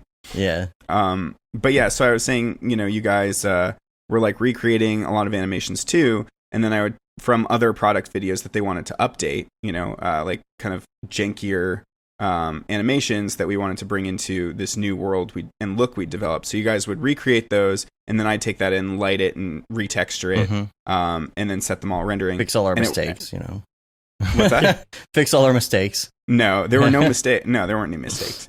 Or like, I do the camera moves, and you guys would build out the environment with Dave, doing the trees and mountains, and HUD stuff, and then Phil doing his crazy good work on the cars and the road. I feel like we got into a groove where each of us was doing what we were best at, or just taking on, some role and owning it. And also each of you guys like knows how to make something look really good creatively. So I could trust you guys to up the ante with everything we were doing. I'd be like, let's do this, let's do the wet road thing. And Phil would rock that out. Or let's, and each of us was like playing art director too. Like it wasn't that I was the art director telling you guys what exactly to do. We all trusted each other to make it better and better. It's not like you were the art director coming to us and telling me something that I've never done before. Man, it gets you pumped. Yeah. And I've showed that car shot to like several people, and I have too. Most of them think it's live action at first, so that's like a huge compliment to the level of photorealism we were able to achieve as a team. I think like the only giveaway for people is that the car's wheels don't create splashes when they drive over the puddles. But that would have been just way too much work. Like I feel to like add in all those little compositing elements. Like I don't want to do that. No, just get some action essentials. No. Then you have to like worry about rotoing every little. I don't know. It just gets really annoying. Anyway, great work. What I really well liked done, what is the fact that you could we could bounce ideas off of each other. Right. That's what I was saying. Dave, you just got kind of quiet. Oh, did I? Oh, hopefully I didn't. Oh, there you go. Is that better? Okay, sorry. Yeah. Someone asked if the Intel vid is public. I think it's still going to be like a month or two before. They were internal videos, so I think they'll release them publicly at some point, and then we can post our work. Cool. Okay. Yeah. Yeah, and okay, so here was going to be my question on that whole deal, is that we worked on this together, and this is like kind of something that is probably helpful. I think I know where you're going with for this. a lot of people, and I think this is a good conversation. We worked on this together. It was, this combo thing, right? And we all want to show it off, and you don't want to just like I'm not going to just throw it on the reel and be like, I made this, because like I think you guys should. This. With that car shot, I think both you and Phil should put it on your reel, but I feel hesitant about putting it on my reel. Oh, you definitely need to put it on your reel. Well, Matt, you didn't work on that shot. Damn it. But it was... He's got me there. It was one of those things where it's like, I would love to put that in our next reel, but how do you break it down? I mean, can you maybe do like a breakdown type thing, and it has everybody's at like hashtag or at like name, like this who is did what? okay. Like, how do you go about this? This that? is what Gurnge does. All right, so Gurnge on his, if you look at his demo reel, and I use his website and I use his demo reel as a perfect example all the time. So put it on your reel and site and label it in the description, just like he said. I like that. I know you want to put, this is what I did on these things, and you write it in the description, but I feel like, honestly, I don't know. I'm not going to do that. It's funny because like none of us are going to end up putting that shot on our reel because we're all too like, I don't know. Like, are you kidding me? Heck yeah, we are. Well, you guys put it on your reel. I'm not going to put it on I'll put it on the Nexus. Well, it would be on Nexus. Yeah, that's what I mean. That's what I mean. Be like, hey guys, look what I did. Like personally, and it's I don't just the mind loop of that over and over again. I don't mind all of us just taking credit for it too. Like we all contributed to it. We can all put it on our reels. Like, and the thing is, every single one of us can do all those things. Yeah. To exactly. some extent. But it was funny. It was really funny to me, like working on that shot, because the whole time I was tweaking things and I was working on it, but you guys did most of the design work. But I still felt like somehow I'd made it. It's like that meme where someone, passes the other. Like, I made this. I made this. You made this. I made this. Yeah. I was having those feels, and that was weird because that's the first time I've felt like that, because it was an instance where I could have made all of those things. It was using a lot of the same techniques from my tutorials too, with the plant life and all that stuff, and art directing, all that, but I didn't actually do it. I was just like, do something like this, and then you guys did it, so it was very weird for me. Well, even like some of the stuff we've been working on lately, like sports package stuff we've been doing, and Phil's been super involved in that with us, and it's like, well, of course, like you're gonna want to put that stuff on your reel, but yeah, we'll probably put it on ours too. I mean, it was through Nexus as well. Yeah, as we were like art directing or communicating with the client or whatever it is. That one was Matt. That's what Matt was doing while I was working with you. But straight up, I'd make stuff that goes on the reel too. Totes. But yeah, again, like I feel like, but it is funny. Yeah. I'm having like this crisis because up until now my reel has been stuff that I've made 100% solo. You, yeah. Right. And it's like that's the theme of the reel, and I don't have to like go and explain this was this and this was this and this was this. Yeah. So if I put that on my reel, I'm just going to pretend that I did it myself. So screw you guys now. It's funny. Like, we all come out with demos at the same time, and they all have the same thing in them. It's going to be like, wait a minute. Yeah, we're all bidding on the exact same job, and our demo reels are almost entirely identical. The same. Yeah. Right. Yeah, hilarious. The curse of working together too much, I guess. Yep. Well, the other topic you had in here was recent TV shows, because we've done our Mograph recommends. I'm sorry, our Mograph recommends with you. Like I don't know, it was way back in the day.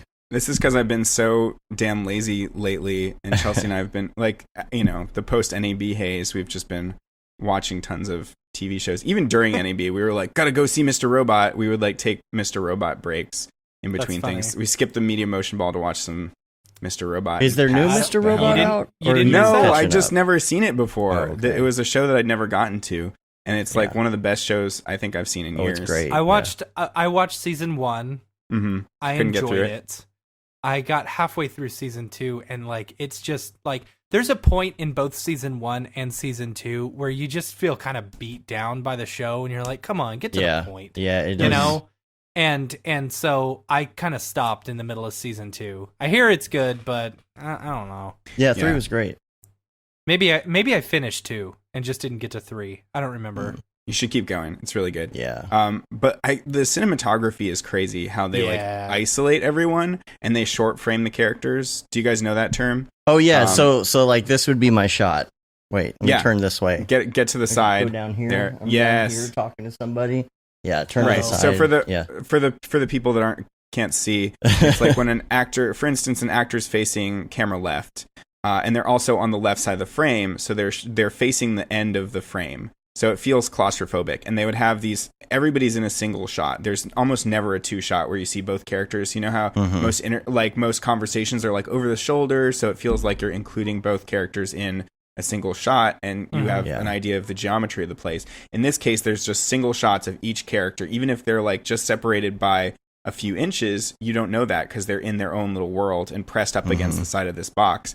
So that's one thing they would do. And then so many shots, they also had tons of headroom, which makes it feel like the world is weighing down on the characters. So like, you'd be in these corporate environments and you see all of these like just ceiling lights and corporate grossness, and the person's like this itty bitty like in the bottom of the frame.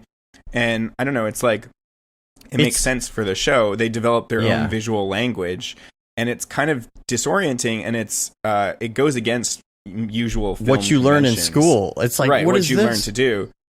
Turns out they just had a really crappy camera guy. Right. And I think that he was a savant. He was just a bad camera guy all along. Yeah, they just hired some high schooler, and he was like, what do you do with this? And then everyone's like, this is genius. It's art. Yep.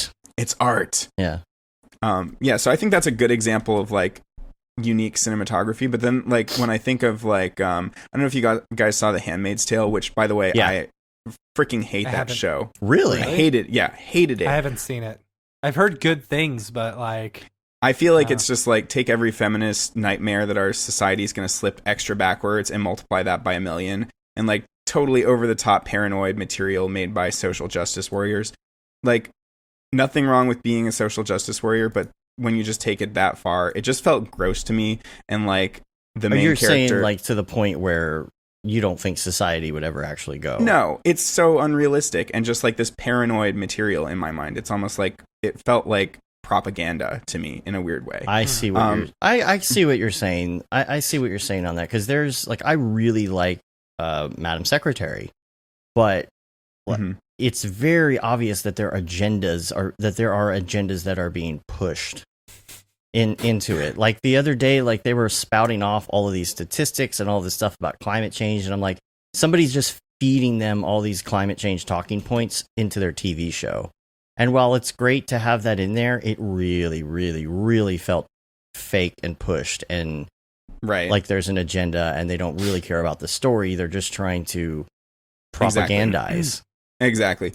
And also, like, I just felt like it just gave me a gross feeling, and not in a good way. Like some shows kind of keep you on this edge of tension, and like Mr. Robot's kind of like that, where, you know, you feel for the characters and things are really bad and it gets worse and then it gets better and whatnot. But in this case, I don't know. It's just like the main character just felt creepy and manipulative to me, even though she's like the underdog and in this extremely oppressive society, she just felt so manipulative and gross in her own way that I could never like root for her.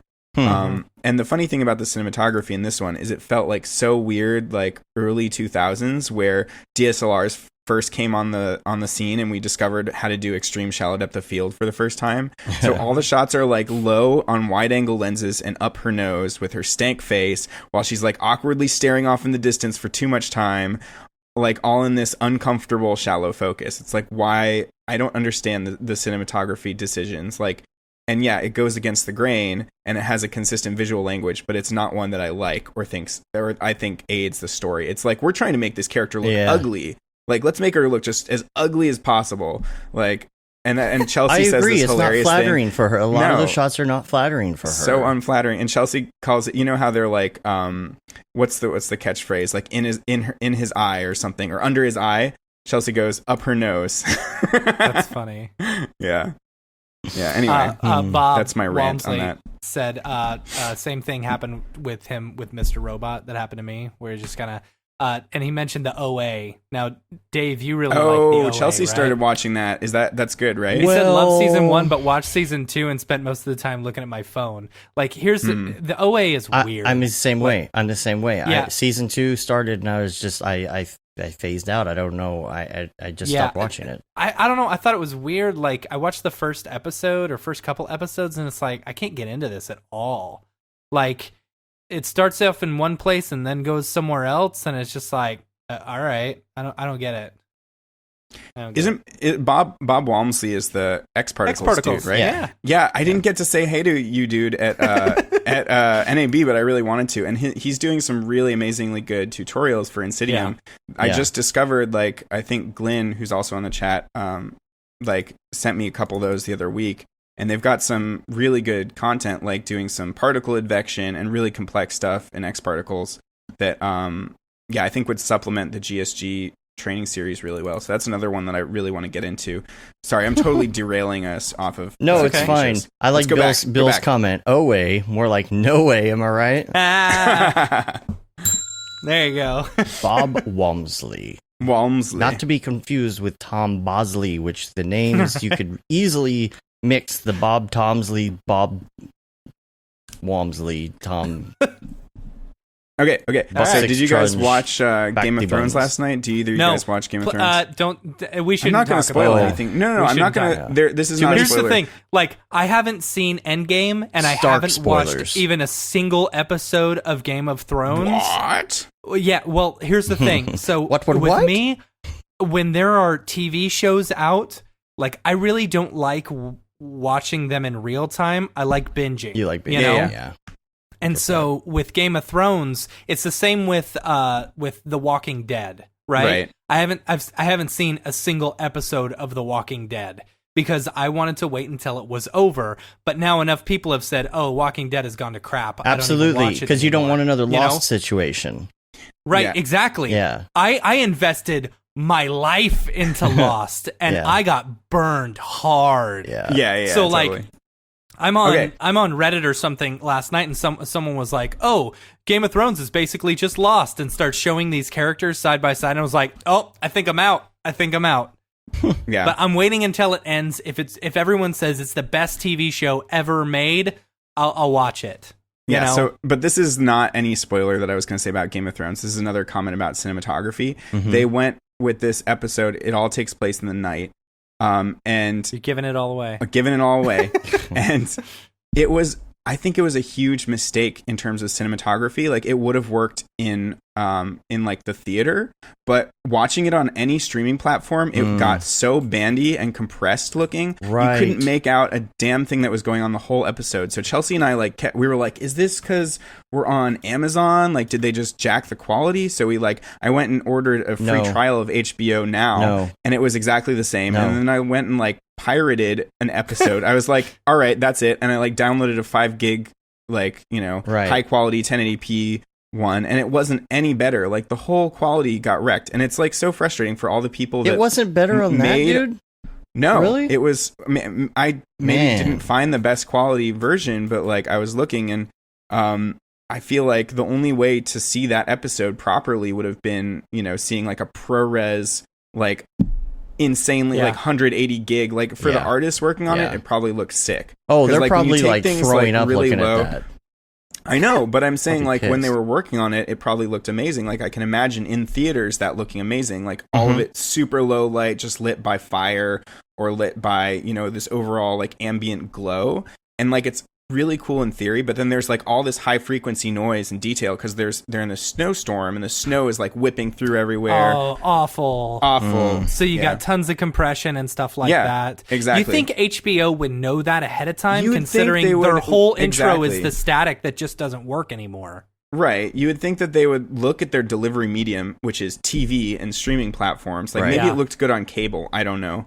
But the data rate wasn't high enough, and everything was just banding and mud, and it was really frustrating to watch. Yeah. Well, that's been my beef with HBO in general. Is I feel like they have some of the worst compression out of the different services that I have, and so even just the regular things that I'm watching on HBO streaming have had such terrible banding.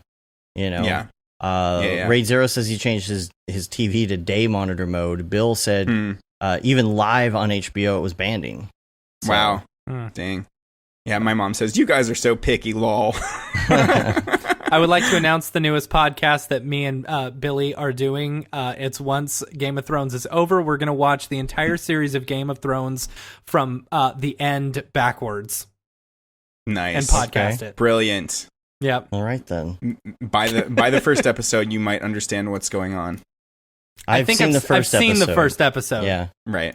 Yeah, I could join in banding? with you on that. What is banding? Okay, Mom. Banding is when it the colors get very I don't know what the word is, solid. So you see lots of stair stepping and it's artifacting. It's artifacting. Digital Mom, artifacting. I'm doing a podcast. Mom. God, it's when they're not using 16-bit color, all right? Duh. Yeah. I'm talking to my friends. I'm talking to my friends. So there's compression. There's compression, which is blockiness, and there's banding, which is stripes. It almost looks like Dr. Seuss, posterization. I don't know. Posterization. Or just looks like stripes of color, basically. Yeah. There's not enough mid colors. Right. The colors, an 8-bit project in After Effects when you try and put a gradient on something, a radial gradient. Yeah. My mom's like, oh, so that's why someone posted that the color corrector guy needed to be fired. I don't even think it was the color corrector guy. I think it was how it was shot. Yeah. It was shot with very extremely dark or no lighting, which just doesn't. That's one of the pitfalls or one of the danger zones of digital, especially streaming content, is that's where compression algorithms try to hide. The compression is in the blacks, and everything was dark. There was no range to the shots. And on top of that, when you've got those like snowstorms and millions of fog elements everywhere, it just turns to complete mud, because that also drives up the detail, and the compression algorithms are focusing on the wrong things. They're focusing on these snowy particles, and rather than the army that you're supposed to see through the snow particles. So yeah, that's why we need Welcome AI. To this week's segment called "I Explain to My Mom How My Job Is." What my job this is a genius podcast. All right, this is very good content right now. So, what do you think about the effects on the show? Because I've seen some of the effects in passing when it's on TV and whatnot. And do you feel like the effects are pretty good, or do you feel like some of the compositing, green screening stuff is a little? No, I haven't seen anything that's it all looks photoreal to me. It's all like the dragons especially are Dragons. Dragons? It's more like the spoiler. It's more like the some of the best compositing of the CG green I've ever screen. seen, really. I haven't noticed anything really that bad, honestly. I feel like they put so much money and effort into it, it's not going to be bad. Maybe just being in the industry has ruined It's their most me. popular show right now, right? Probably, it's their big moneymaker. Oh yeah. I think they said that a lot of people like sign up for HBO as soon as it comes out and then cancel their subscription the second it's over. Yeah. That's why they try to put something on Sundays at that time that's really good when it's not playing anymore. You know, which they did a good job, I'm telling you. Yeah. See, Phil agrees with me. He said it's movie quality, and I completely agree. Oh, it's definitely movie The, quality. I just, there's some movies that look better than others. You know, And Sage said it's the most expensive TV show ever made. like Wonder Woman, for example, had They just filmed the this absolute battle. worst compositing I've ever seen. But whatever. That's DC movies in general, though. Hey, Shazam was good though. That was DC movie. Yeah. And I enjoyed Aquaman. But I was entertained. By what? Aquaman. It was entertaining. Oh. Yeah, you It got to go wasn't into great, that but it was movie fun. thinking, I'm just going to kind of let it go. Take You some know what I mean? gummies. Take some gummies. There you go. That's funny. At any point in Aquaman, does he surf on two dolphins? Oh yeah, one on each foot. Perhaps. Yeah, one on each. Yeah. Does he really? No, I don't think so. But there are scenes close to that in nature for sure that are hilarious and epic. Yeah. But so moving on to another TV show. Have you guys seen Russian Doll? No, I hear good things about I hear good things. You should check that out. That's on Netflix. Started Super to watch it binge-worthy. when I was falling asleep one night. But. I want to watch season 2 of Discovery. So last so year, Star Trek Discovery, I could not get into it. Oh, it's so good. That's what I keep hearing, but here's the Chelsea and thing. I couldn't get through the first few episodes. Here's the thing. It's extremely well done. It is a beautiful show. I don't feel like it hits on the same core values and stuff as well as like Next Generation or Voyager or something. But it is still an excellent show.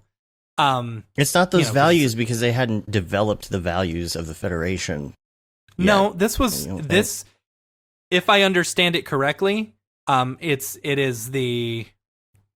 Oh, okay. It's during the same time period as Kirk and Spock. I mean, Grant. Oh, Grant's Grant just brought up the Orville. Boy. We've gone so far off track. Everything's over now. Dave's about to get Let me tell you Orville. about the Drunk Orville. Dave. Let me tell you. Wait, real quick. Discovery. Okay, yeah. Sorry, go ahead. I just wanted to say I do not like the title sequence for that show. Oh yeah. No, you want to talk For about Star Trek Star Discovery. Trek Discovery. title sequences. Let's talk about the Enterprise. Let's talk about Enterprise. I haven't That's seen the that title worst. sequence. That is the biggest piece of crap I've ever seen in my life. All right. All right. That is one giant steaming pile of turds. All right. I'll look. Anyway, That's No, funny. talk gives about me- the Orville, gives me Dave. no emotion. Oh yeah. Talk about the. All right. talk Let about me the let Orville. me tell you guys something about the Orville. Let me tell you something. Hey guys, Let me the tell you about Orville's the Orville. so Yeah. the best show. Okay, Grant. Guys, the Orville. The Orville. Guys. You don't even know. Bro, come on. Bro. You gotta watch the Orville, Watch bro. the Orville, bro. This is some of the best, bro. I can't do the smacky motion on because Right. I'm not there with you guys, but Beeple's a smacker. And he's like, yeah, bro. Bro, yeah, no, dude. bro. He like hits you a bunch of yeah, times. bro. So Grant said Orville kicked I love ass you, this Mike. past season. I'm sad it's done. Me too. Just finished the season finale last night, and man, the stories are absolutely great because they're kind of doing stories that Next Generation would still be doing if it were around right now. But then they're adding their side humor, but they don't try and go too far with the humor. I think sometimes it's a little cheesy and cornball in the humor, but it's almost an endearing thing because like the rest of it is actually a really good story and actually has decent special effects for the most part. Now, for sure. I saw some shots of snow in the last episode of this season from above. Like there were some blasts where there was some snow that was supposed to be, poofing up in the blasts, and it looked really bad. It was like it was a snow blast, and to make them fade, they just faded out the transparency of the blast. It didn't really dissipate the way it was supposed to. Right. And so there are some things, but I think what happens is they run out of effects budget because I'm telling you, there's a battle scene in the 2-parter that's in the middle of the season. This is like the 5th time I've heard about this battle scene. Epic, and I'm waiting for you guys to see it because I was the battle scene in the Orville. Look, I want to get there organically. I want to watch through the first season and get there like in a natural way rather than just watching the battle sequence. Yeah, Chelsea brought up the story you told us this morning about the Orville. All right, so I think like I can tell this story since we live in California. Keep in mind, your mom's on. I don't care. Weed is legal. My mom and I smoked weed in the Netherlands, all right? Okay. So she's fine. So we went to a dispensary a couple weeks ago on a whim and bought for us what is a lifetime supply of weed. Because we don't do this very often. But I think NAB corrupted us. Like everybody, like Vegas, everybody's popping gummies. It's insane. Yeah, it was ridiculous. What? What? So yeah, the other night, Chelsea and I ate a gummy, and it takes like, I don't know, an hour and a half to sink in or something. And I was like, oh crap, I got to get all my work done before this thing hits. I'm gonna be screwed. It's like a countdown. Where am I gonna be when the drugs kick in? Exactly. And I was like starting to feel it, and she was like, babe, are you feeling it? And sent me this gif of like some guy's eyes popping out. I'm like, yeah.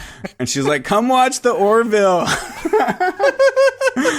And we start watching, and like 5 minutes in, there's this guy like talking about he's basically like the Worf character that's sitting there gonna lay. Oh yeah. So he's like talking about laying an egg, and we're cracking up, and she's like, why is this episode of Star Trek so stupid? And I'm like, cause it's the Orville. And she was like, oh. Oh my god. So funny. Oh, man. Yeah. So That's anyway, funny. we've lost a lot of brain cells recently. You know what's the funny thing about that whole egg thing is it actually like comes back around in other episodes to their child. I love and the fact stuff from that. he has to sit on his egg. I think that is so funny. He is one of my honestly, I love that show and I love those characters. It all of them are so unique and so great. And it comes back around like almost as like a social commentary. It's almost like backwards homosexualism or homosexuality when it comes back around, because that race of people are all male, and there's those people that every once in a while are female or have or are attracted to females. So it's like reverse, which is the weird thing. Yeah, that's interesting. There's some great stuff in there.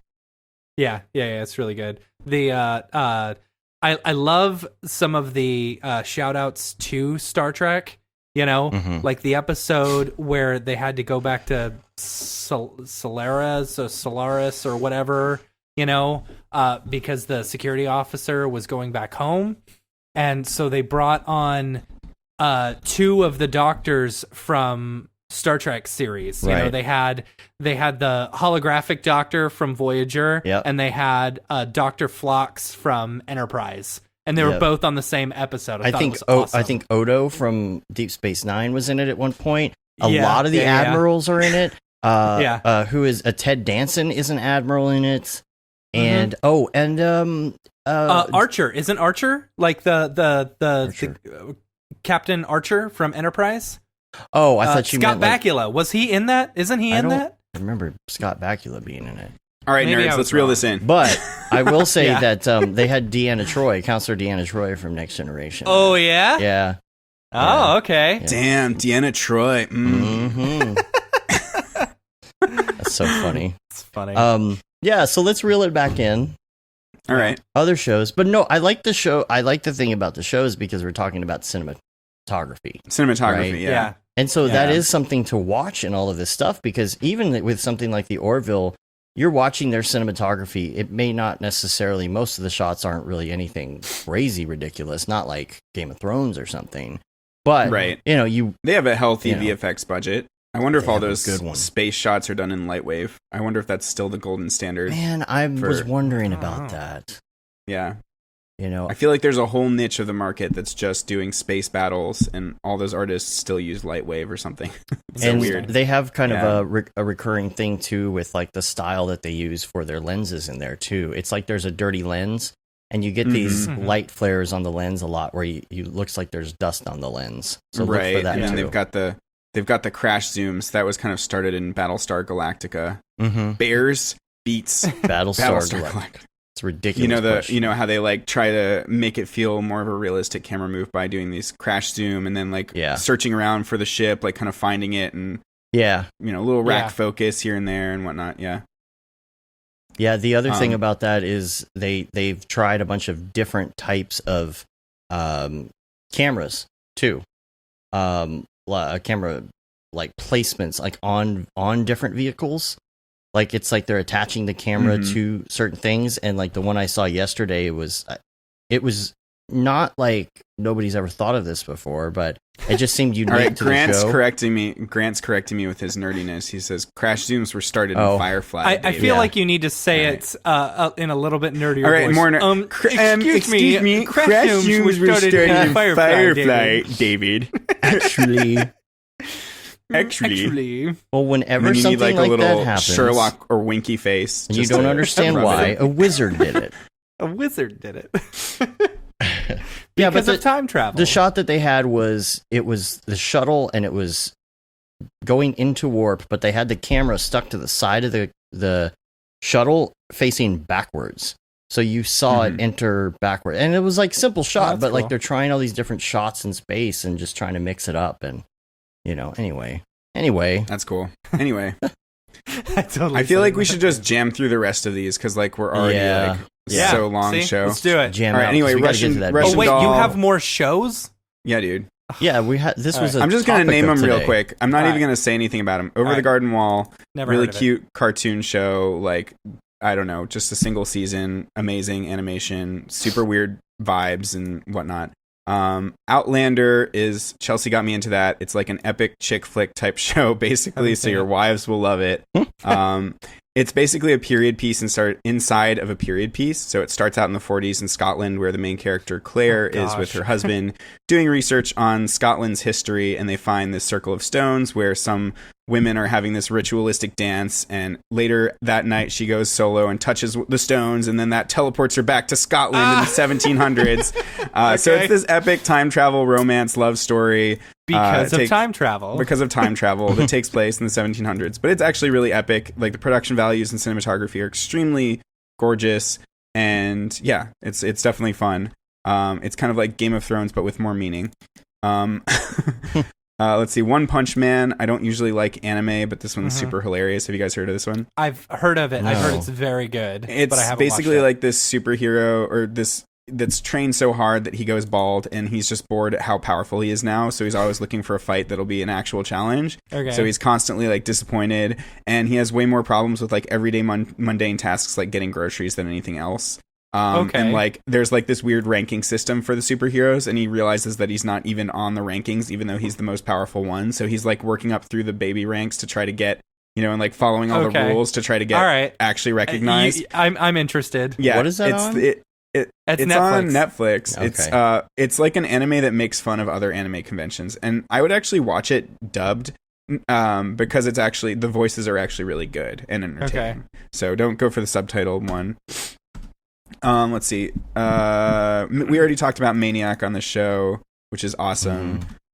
We've probably already talked about The Good Place. Love, 'cause Death, and This that's Robots. place is really amazing. good. Yeah.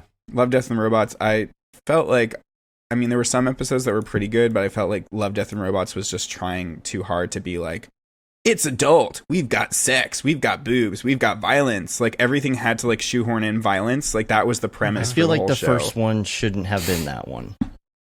Which one? It was the What first the one was just so violent. Was All of them were. Well, the only one that wasn't was like the one. I mean, I haven't seen the whole series, so I can't say that. But the only episode 2 where they're like, that was the most charming one. I felt like where they're just kind of exploring. Yeah, the cutesy robots exploring the post-apocalyptic world with cats. Yeah, cool. Brooklyn Nine-Nine. I've finally been jamming through that, of course. Pushing Daisies. Did you guys ever see that back in the day? Yes. No. Love that show. But now it's back on Amazon. Dave, you should check it out. It's back on Amazon? It's on Amazon. Wait, not new episodes though, right? No. Sorry. I mean, like the original show you can I was really sad they canceled that. That was during the big writer's strike, and they were one of the ones that just got beat to hell because of it. Right. Yeah. Yeah. I don't know. Yeah, I mean, maybe it ended early because of that, but I felt like it was solid all the way through. Right? Yeah. I don't know. I haven't seen how it ends. Wait, Pushing Daisies? Yeah. Oh. Yeah, I know. You haven't seen the end of season 2 or what? I haven't seen. I don't think so. Oh, okay. All right. You should go back and watch it. Watch it. But anyway, it's got like the best production design ever and like the quirkiest, most really charming. Does. Yeah. Like even today, like watching it again, and I hadn't seen it for like 10 years, and we were rewatching it for Cyrus. But Dave, the premise is that this kid discovers he can bring people and animals back to life, but on the first touch he gives them life, and then on the second touch they go back to being dead. And if he brings someone or something back to life, and more than a minute passes, then something else dies in its place. So it sounds something like of dark, the same amount of like humanity or whatever. Oh, okay. So if it's so like if a it's squirrel, then a bird then will like die in its a place. lizard like or another bird, right? Right. Yeah. Yeah. Okay. So it sounds dark, but it's actually upbeat and cheery, even though there's like a theme of death throughout. The set design on that is absolutely it's so good. Gorgeous. And like some of the green screen looks really cheesy by today's standards, but they did amazing with what they had at the time. Yeah. And like the costumes are so good, but but anyway, the premise is he ends up bringing back his childhood sweetheart who's just been murdered. But they can never touch or kiss, because if he ever touches that thing that he brought back to life, she'll dies. Die. Yeah. So there's all this like weird, awesome tension, and it's like adorable and hilarious. It's yeah, the best kind of tension. Yeah, totally. Is it though? Anyway, Umbrella Academy, that was super entertaining, superhero fare, but like all of the characters are more like vulnerable than your typical Marvel heroes, so I definitely recommend that one. Yeah, I think that's most of them. We're starting to watch Fargo, which is supposed to be good. Yeah. Here's a good one for you. For if you just want to like watch something super ridiculous, the Captain Underpants TV show. Nice. Like it is so good. It's so funny and so like stupid good. Like nice. I watched it with Gibson, and it's like it's one of those shows where I actually want to watch, and they'll do different things. They'll like do different types of productions. First they'll do 2D, and then they'll switch over to claymation or stop motion and stuff like that. Is a lot of it 3D? No, it's all 2D. It's all maybe flat. I'm looking at like the movie. The movie was 3D, and the movie actually was excellent. It was very, very good. Like for what it is. I mean, you hear Captain Underpants, you think, oh, this is probably super stupid. So I had zero expectations going into it, but it was an excellent movie. The TV show is just as good as the movie. There's this one part where they break the fourth wall a couple of times, and they're talking about how they're running out of budget for all this stuff, and so the production value keeps getting crappier and crappier as they go along in this gigantic fight sequence. And that reminds me of an episode good. of Key and Peele. Where they've got like a music video and they've got a budget counter on the bottom right that's going down, and it gets more and more backyard. Like, it starts out with drones and all this epic stuff, and then as the budget gets lower, it like switches to like DV cameras and like cardboard cutouts in front of the. Yeah, this whole one was stop motion. They went into like claymation type stuff, right? And they're starting out, and they're like, "Oh, we got to get this fast." He's like, "Why?" It's because it's costing us a lot of money per second to do this. Oh no, see this, And then they eventually just end up as these little round blobs of like that's clay. Hilarious. It's awesome. It's a really really good show. I mean, of course, it has tons of fart jokes and poop jokes and stuff like that. But it's a very good show. The one show I didn't mention, This Is Us. Have you guys heard of this? That's the one that makes everyone cry. It makes you cry so bad. Dude, yeah, no, Chelsea and I can't- like binge watched it, and we were pretty depressed for like weeks. But also, it makes you feel the feels like more than any other show. The last show that I did like that was Grey's Anatomy. Does that make you cry? Oh my gosh, there was a Really? season where so many children were dying. Oh, and no. I'm just like, it was like 5 episodes in a row, because like you expect like on some of these medical shows that like most of the time these people make it, right? Yeah. But there were like 4 episodes where like kids were just dying and there was nothing so you could harsh, do. yeah.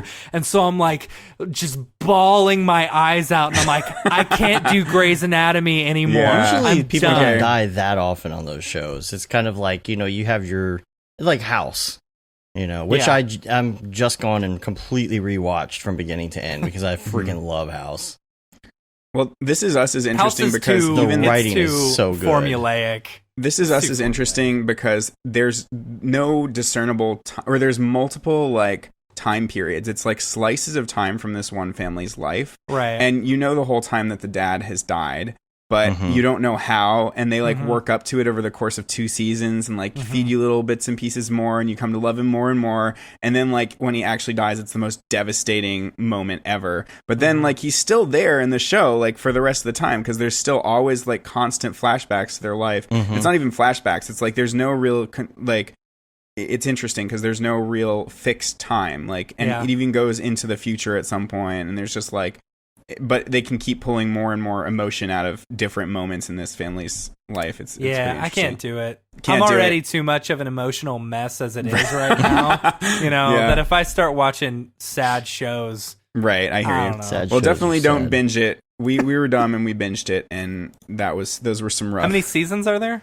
Like 3, and there's a lot of episodes, and it's okay. emotionally draining after a while. But Yeah. here and there, it's great. And then The Rookie is like this addictive, like popcorn cop show that we love. It's like kind of a guilty Okay. pleasure, but it's really fun.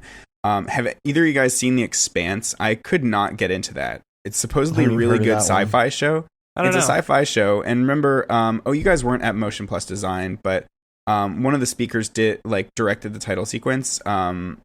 Joyce Ho, I think. She's really awesome. Yeah. Australian, just really smart person. But yeah, so I love the title sequence, but I couldn't get into the show. It was just really weird. But I think it's one of those things where, like, if you look on Rotten Tomatoes, the first season, it's like 78% or something, like relatively low. And then the next 2 seasons are like 100%, 100%. But then it's like, how do you get through that first season? You have to like suffer through, Yeah. Anyway, that's about it. Other than I never gave a little spiel about Russian Doll, but it's like only like 8 episodes, and it's like super And you've been clever. watching a lot of TV lately. Okay, this is over the past like 6 months. I'm just like aggregating That's it. still like It's still over a the lot. past 6 months, I have watched Parks and Rec and 30 Rock, and that's Love it. Parks and Rec. I haven't So seen good. 30 Rock. You should watch Succession. You haven't seen 30 Rock? No. Oh man, it's so good. Nice. Did you like? Did you watch Kimmy Schmidt, Unbreakable Kimmy Schmidt? Yeah, I liked that. Though it got kind of lame towards the end. Yeah, I did. Oh, have you watched the last like 6 episodes or whatever of the 4? Yeah, so 4th season really didn't like the first half, right? But it gets really good. I actually just Cool. watched it the other day, and I got to tell you, I had a few tears. I was really Nice. sad. Like, it was very touching. I loved. I liked the ending. That the last episode was really good. Cool. Yeah. Anyway. But you should watch it because I the last 6 episodes of the series were really good. I'll just watch the last 6. Well, I mean, if you haven't seen, yeah, it's fine. Whatever. No, I mean, I don't know. Maybe I will. So Russian Doll. Maybe Did I you will. get to It the just- Did you get to the Mikey and Titus episodes? I can't remember. I felt like the show just Mikey started was to the get construction annoying. worker that Yeah. Titus fell in love with. Yeah, I saw those. Okay, The okay. show just started to get annoying to me after a while. Like, it wasn't that funny anymore. Yeah. Yeah. But yeah. So what about, so the rest of Russian Doll then? Yeah. Okay, so it's like a Groundhog Day concept where it's this selfish New York woman, and she's kind of like That's right. kind of a gross person, but like, and just kind of just very selfish. But she dies, and she's reliving the same day over and over, and dying every time in different hilarious / messed up ways. But then as the show progresses, she's like trying to find a way out of this time loop, of course, like any Groundhog Day concept. But Of course. it starts to like things start to deteriorate and fewer people are there and like objects are changing and it's all just like it feels like, you know, there's this impending doom unless she like figures out how to get herself out of this. And then I'm not going to give it away, but it's like really dark and funny, but ends up being super uplifting by the end of it. Oh, good. Yeah, definitely one of the best. I'd say like up there with Maniac and Mr. Robot, like one of the best TV shows I've seen in years. Well, before you throw out your yeah. HBO subscription at the end of Game of Thrones, you should totally check out Succession, because I'm really and excited Leaving about season Neverland. 2. And Leaving Neverland on HBO. Not even go man, down that route right now. Hardcore. Yeah. Ooh, man, it's tough. That'll make you really, especially What's when you Leaving have Neverland? kids. Leaving Neverland. It's Is that to do with the Michael documentary Jackson? about Michael Jackson and stuff like that. Hardcore. Okay. We just watched the Mr. Rogers documentary. Oh, yeah. where Which is was- that? Is that out? I want to see that. It's on Amazon, I think. We rented it. Oh, okay. But it's good. It's really good. Yeah. I was waiting for that. I didn't realize it was already out. So, yeah. All right. So, I guess we should move on and do some links.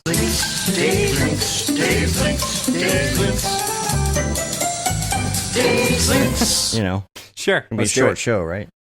Short show. Later, Bob. So here's Dave's links for today. Now, it's mostly David's links, but I guess the jingle will work. It right? works. It works. Yeah. There's I a love couple- these shows. It's basically the David show. No. You just sit back and not do anything. That's not true. But I don't have that much in some of these we already talked about. But the first thing that I do have on my list, though, is Ooh, Raid Phil. Zero's Castle. Chess Phil, Castle. dude, I love this this. was so awesome. Phil's Castle. Phil's Castle. He's a master of Yeah. compositing. Anybody? No. Now, this is No. a mix of photo and 3D, Yeah. Yeah. right? But he matched the lighting so good. Right. And Yeah. the perspective. And yeah, he's a master at Photoshop. Yeah. Can you show the original? Yeah, just swipe over one. Hit that is little it arrow. here? Oh, there. I see. Because of the dingus. I don't know how to The end dingus. Instagram. So that's is. the original. That's the original. Man. Yeah, so check He's him out on amazing. Instagram. Check these out. These Raid chess Zero pieces out. with the Totally zero. awesome. Yeah. Yeah. All right. Other things on the agenda. Some of these we talked about. Like I had the Mac monstrosity thing. Josh Johnson did something with Sia. Got a link to that. The show notes also already been chewed. There's an article called Sia. No Ordinary Sales Pitch, and it's all about the astronaut ad that they did, the space thing they did. That was such a good ad. My goodness. That was a Oh, really? great ad. Yeah. I haven't seen that. Oh, you haven't Dave, can seen you bring it? up the ad? Yeah, I can bring it up. Show it. Hopefully I don't get friggin' flagged for it, you know. You're gonna get flagged. I mean, oops, brought up the wrong one. It's it's Okay. it's I mean, fair I can just use. pull It's fair use, but we end up getting flagged for some of these.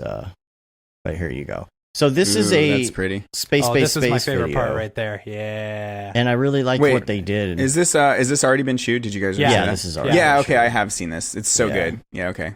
It actually makes me kind of interested in what this product is. A little mini cam Mhm. thing. That's pretty dope looking. Wonder how expensive that is. Word. I love when he taps the screen at the end. Yeah, That's great. that's Yeah. good too. Yeah, now, I'm assuming that was all Redshift because of that. So Yes. Yeah. They seem to be mainly Redshift now. yeah. Yep. And Traders. So, we're into yours. We talked about the Silverwing tutorial. Also, there's a new site called motiondesign.school. Yeah. So this is cool. This opened up recently, and it's like seems to be like a somewhat cheaper competitor to School of Motion, but it's got more C4D stuff. There's some really great courses, especially one by Michael Markzewski, who's one of my personal heroes. He did like that robot short. What's it called? Let me look it up real quick. Michael Markzewski. It's called, I forget. I can't find it. There it is. Vicious Cycle. Did you guys ever see this one? Mm-mm. Mm-mm. He's just like a master at dynamics and like the hinges and springs and all those kind of things in C4D. But yeah, look up Vicious Cycle. That's one of his best works. But he also has this crazy Instagram channel. But he's teaching a course called Infinite Crash, where he shows you how to like this super awesome workflow for rigging up a legit ragdoll that simulates very quickly. So ragdolls, I feel like, are something, and I just talked to Ren about this actually. Like, it's easy in 3ds Max. There's like a much easier system to rig up a ragdoll. And they were doing, Ren and Corridor Digital were doing this Angry Birds video, and in the behind the scenes they were like, I can't figure out how to do the ragdoll, so they ended up just like using Mixamo or some kind of animation of him flailing. Right. But anyway, this dude Michael Markzewski shows how to do it with. I do know this stuff. I have seen all of these. Yeah. Oh yeah. Mm-hmm. But he uses the auto dynamics mode. You know how there's an automatic dynamics thing that usually doesn't work very well because it doesn't calculate the whole bounding box for an object. Like, it doesn't calculate it in enough detail in C4D. Do you guys know what I'm talking about? Just with like normal dynamics, like put a rigid body tag on there, and a lot of the time it's not going to calculate like the entire like the entire shape of the mesh. So usually you have to set it to like moving mesh or something like that, right? But the thing is with moving mesh is it calculates so slow, and you know he's like doing these sims with like tons of these ragdoll people and cars crashing and stuff. And for that, like, it's not feasible to have really slow moving dynamics. So he shows that if the automatic mode can't account for complex shapes, you can split up the geometry intelligently. You just literally split the shapes into multiple parts, and then each one then can collide properly. So like there's even a mode where you can view what the collision shapes are in C4D that I never knew about that he shows. So that's really cool. And then he like he stitches everything together with hinges and springs, as well as like fixed connectors with braking forces so that things can break off when they collide. So that's like another. So yeah, it was just a really good lesson in rigging things up. And then he does the same thing with a golf cart and puts this stormtrooper dude in the golf cart and has him sit down and gets them all crashing together in this infinite loop. So it's really clever stuff. Like one of the best C4D like small tutorial. Like it's maybe like 4 or 5 hours long total. So that's one of the master classes on that site. There's also a master class just on creating seamless looped animations Instagram style in general, which I found really fun and useful. That's nice. With lots of stuff on the formula object, which is there's how there's a formula effector, there's also a formula object that just kind of creates a spline. I've been checking all that stuff out, and also I signed up for the overall like intro to C4D class because. 2 reasons. It had like because you need to learn C4D. Number one, I need to learn C4D, man. It's like I need to get to it. No, there's the promo animation for this course was really engaging and awesome, and kind of convinced me that there was going to be more than just basic stuff in there. And I looked through the lessons, and there's some stuff on hinges and a lot of other interesting dynamic stuff. So I did that. I bought it for that, but also because Chelsea and Cyrus have been starting to learn C4D with me. And that's been really fun. And so we've been slowly making our way through that course. And after that, we're going to move on. Cinnamon 4D. Yeah. And after that, we're going to move on to EJ's course, which he graciously gave to me. Nice. So that's been really fun. And Cyrus like takes it up insanely fast and just asks tons of questions and like takes my. So when I like 1 year, he's going to know more than you do. I know he's going to turk my gerb. Turk my gerb. Yeah, but and Chelsea's all like, no, if anything, Cyrus, you should learn Houdini. All the work to him. I know, that's my whole plan. Back. That's actually literally my master plan is to I can rest on my laurels because I'm getting tired and I'm becoming older. an old man in motion design. An old man in motion design. I've been in this for like 5 years. Exactly. You should teach him or get him going on. It's been Houdini. like at least 8 years now. At least 8. Yeah. At least 8. But yeah, Houdini he'd probably be good at. But maybe this could be the family business, and I can just get lazy and give him all the jobs and make money off of him. Word. This is the American way, right? The American way. Yeah. You must follow in my footsteps. Follow in my footsteps, my son. But yeah, so when I'm teaching all like both of them together, it ends up being kind of a cluster because he just goes off on his own tangents and wants to like, he's like, how do I make this? How do I do this? And I'm like, okay, this is not what we're doing at all, but here you go. And then Chelsea's like trying to follow along with the actual tutorial. So I end up like feeling really split because he's just going all crazy and, it's just funny. So it's almost more a lot of the time it almost makes more sense to like have individual sessions with both of them. That was another funny thing, is like Chelsea and I like maybe a week ago took a gummy and like did C4D practice, like super slowly, like, no, hit this button, no, you got to use this handle and make the cube bigger. Just okay, wait. Let's check out X particles. Particles. Yeah, totally. But it was really fun. Anyway, that's about it for for motion design school. You got a couple more here. One of them is Freight, which is a Vimeo staff pick, actually. Oh my god. So, yeah. I love that we're 2 hours into this show and it was going to be a short show. Like, I literally thought it was actually going to be under so 2 too. hours. I figured this is how it's just been a while, and I don't know. Ooh, you guys get me going, I guess. The nice part about this is apparently this is a 21 by 19 video, because it fits perfectly. Yeah, it does. Awesome. Yeah. Oh man, that looks really good. So who did this? Is Sava Zivkovic, and he's like my new Raoul Marx, basically. Okay. He did that Kit Bash 3D ad with like the crazy beautiful transitions. Maybe. No, I saw a different one this week. I don't think it was that. Do you know the the IFCC titles that he did with like that spaceship that has the crazy warp animation where it kind of like magically warps between environments? I think so, yes. Okay, so Sava is, I'd say, like my favorite motion designer, or whatever you want to call it. I don't even, at this point, it's like cinematic 3D. You wouldn't even call this motion design. It's just like beautiful short films. So yeah, he, I guess, totally killed himself on this one with his team. They did all the motion capture in a motion capture studio or something like that. Yeah. And just an insane undertaking. This one, they actually used Redshift. They switched from Octane to Redshift, which makes me sad. Everybody's doing it, I guess. Everybody's doing it. Yeah. It's pretty. Anyway, this one has a really cool story. Like the facial animation on that dude. That's really nice. Yeah, it's super insane. Well, that's the thing that you notice in a lot of these things, is there's some great videos, but everybody's face is always covered up with a mask or something, because it's like, that's going to be too hard. Yeah. Yeah, and I don't know how you deal with like him interacting with that prop and dragging it around and stuff. Like, that seems really difficult. I guess you have a guy... Constraint tags. I guess you have I think they had a guy actually dragging, some prop, obviously, but then, replacing the prop. Constraint tags IRL. Anyway. Yeah. Super cool video. Check out the rest of Sava's work, though, because, like, especially, like, the Kit Bash ad is to me, like, a master course in really good transitions and match cuts. So, yeah. What else we got? What else do we have? Oh, there's Houdini meatballs. Do you have that one? Did you send me that one? Maybe. Think so. Is it I have V-Ray Houdini beta.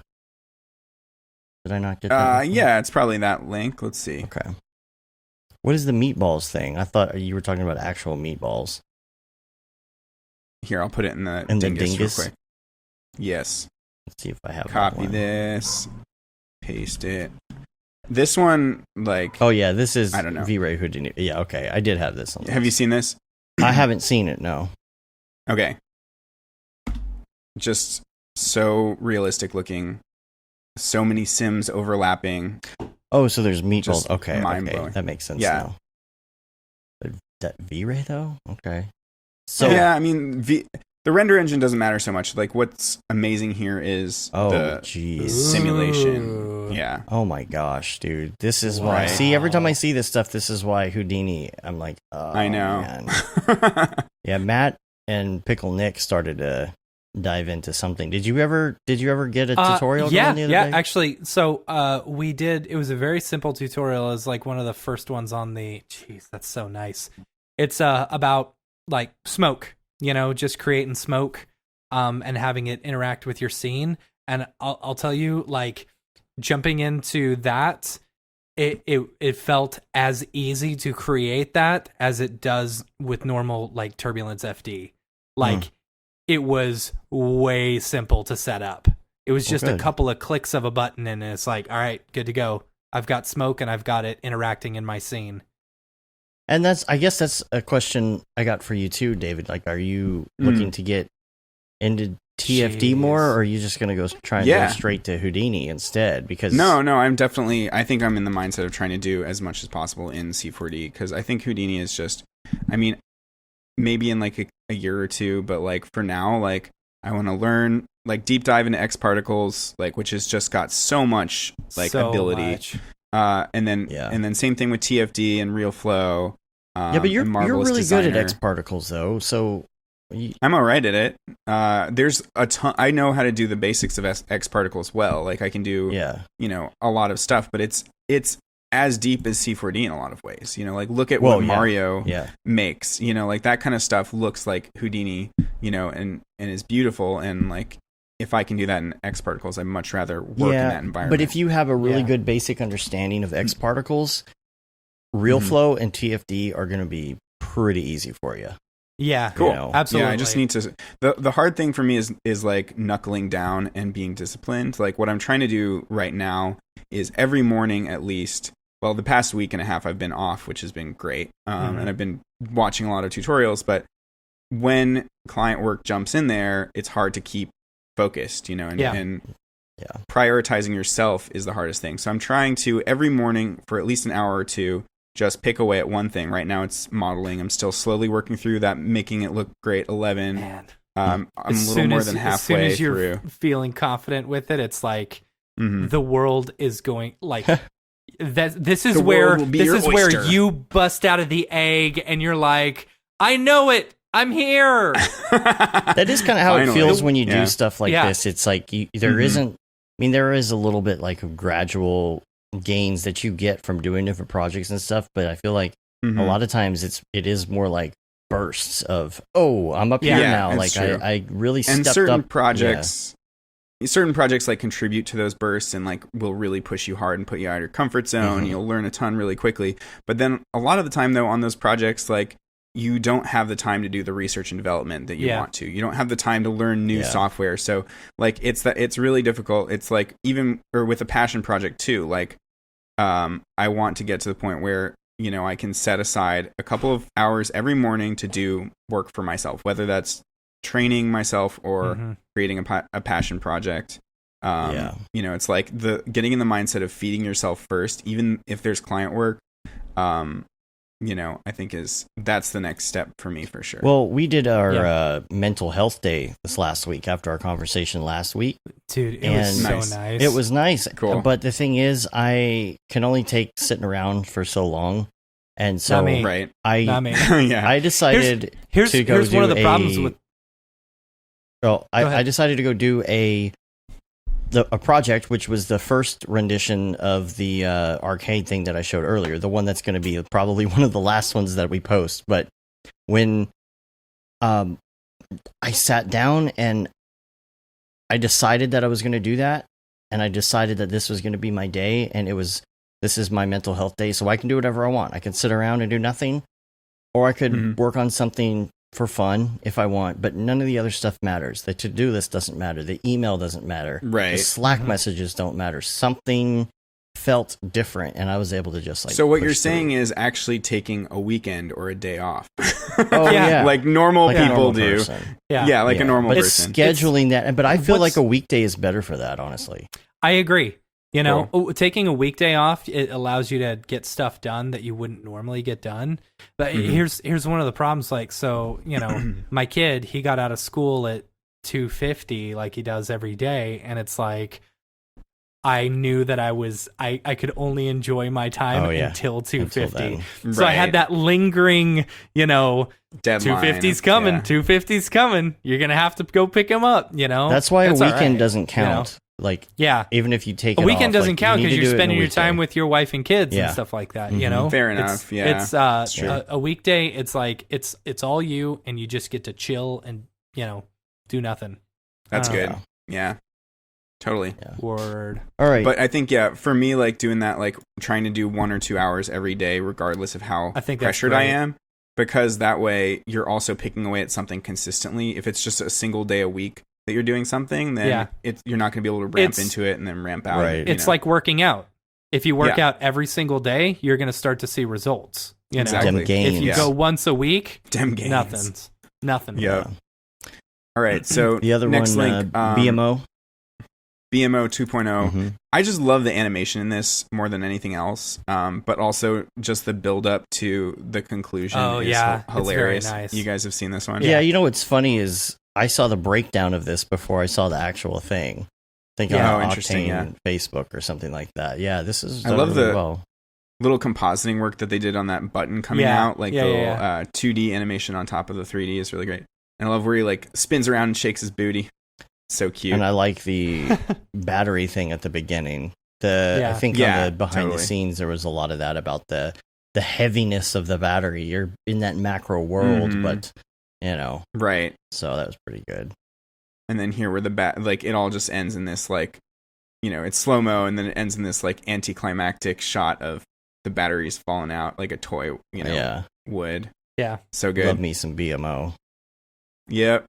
All right, next Westeros World. Did you get that one? I did. It is It's BMO. BMO. Yeah. Oh. Yeah, but it's B. Yeah. Does it stand for something? I don't know. Oh. Just Adventure Time something. Adventure time. Do. Come on, grab your friends. Yeah. Oh, Bank of Montreal. Oh, of course. Of course. All right. So what's this next one? Westeros World. So this guy spent like 8 months painstaking recreating the Westworld titles and pretty much nailed it. Are you But as serious? a Game of Thrones mashup. So oh like my god. it's beautiful. And Was it Octane? Yeah, it's crazy. Yeah, it's Octane. Yeah. Pretty sure. Wow. Dude. Yeah, I hadn't seen this. When did this come out? Was it recently? 3 weeks ago. Wow. Oh my gosh. That's pretty painstaking. Yeah, software used After Effects, C4D, Photoshop, Illustrator, Substance Painter, ZBrush, Fusion 360, DAZ 3D, 3D rendered in Octane. Super cool. Wow. Man. But the dragon shot, man. Ooh. Look at like that the cloth with the hair. Yep, that's There's really the dragon good. egg. Yeah. And he also, like, I don't know who he got to do the sound, whether he did it himself, but if you hear the sound, it's like this crazy mashup of the Game of Thrones theme song and Right. the Westworld theme song. That's awesome. Maybe he did it himself.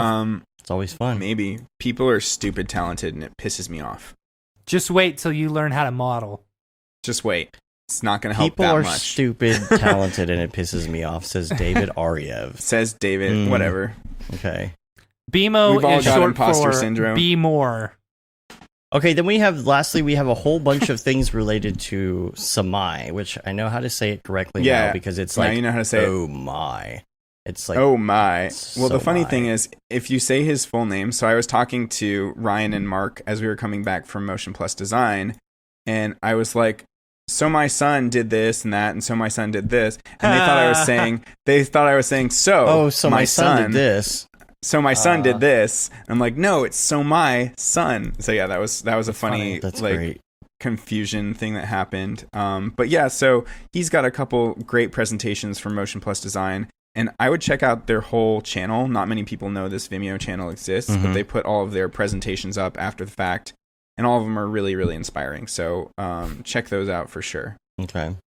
And then you had a link to Oppo Reno, which we talked I guess about last I haven't week, listened to last week's Yeah. podcast, but it was amazing. Like the transitions, just all of it makes me want to quit, considering he did it, solo.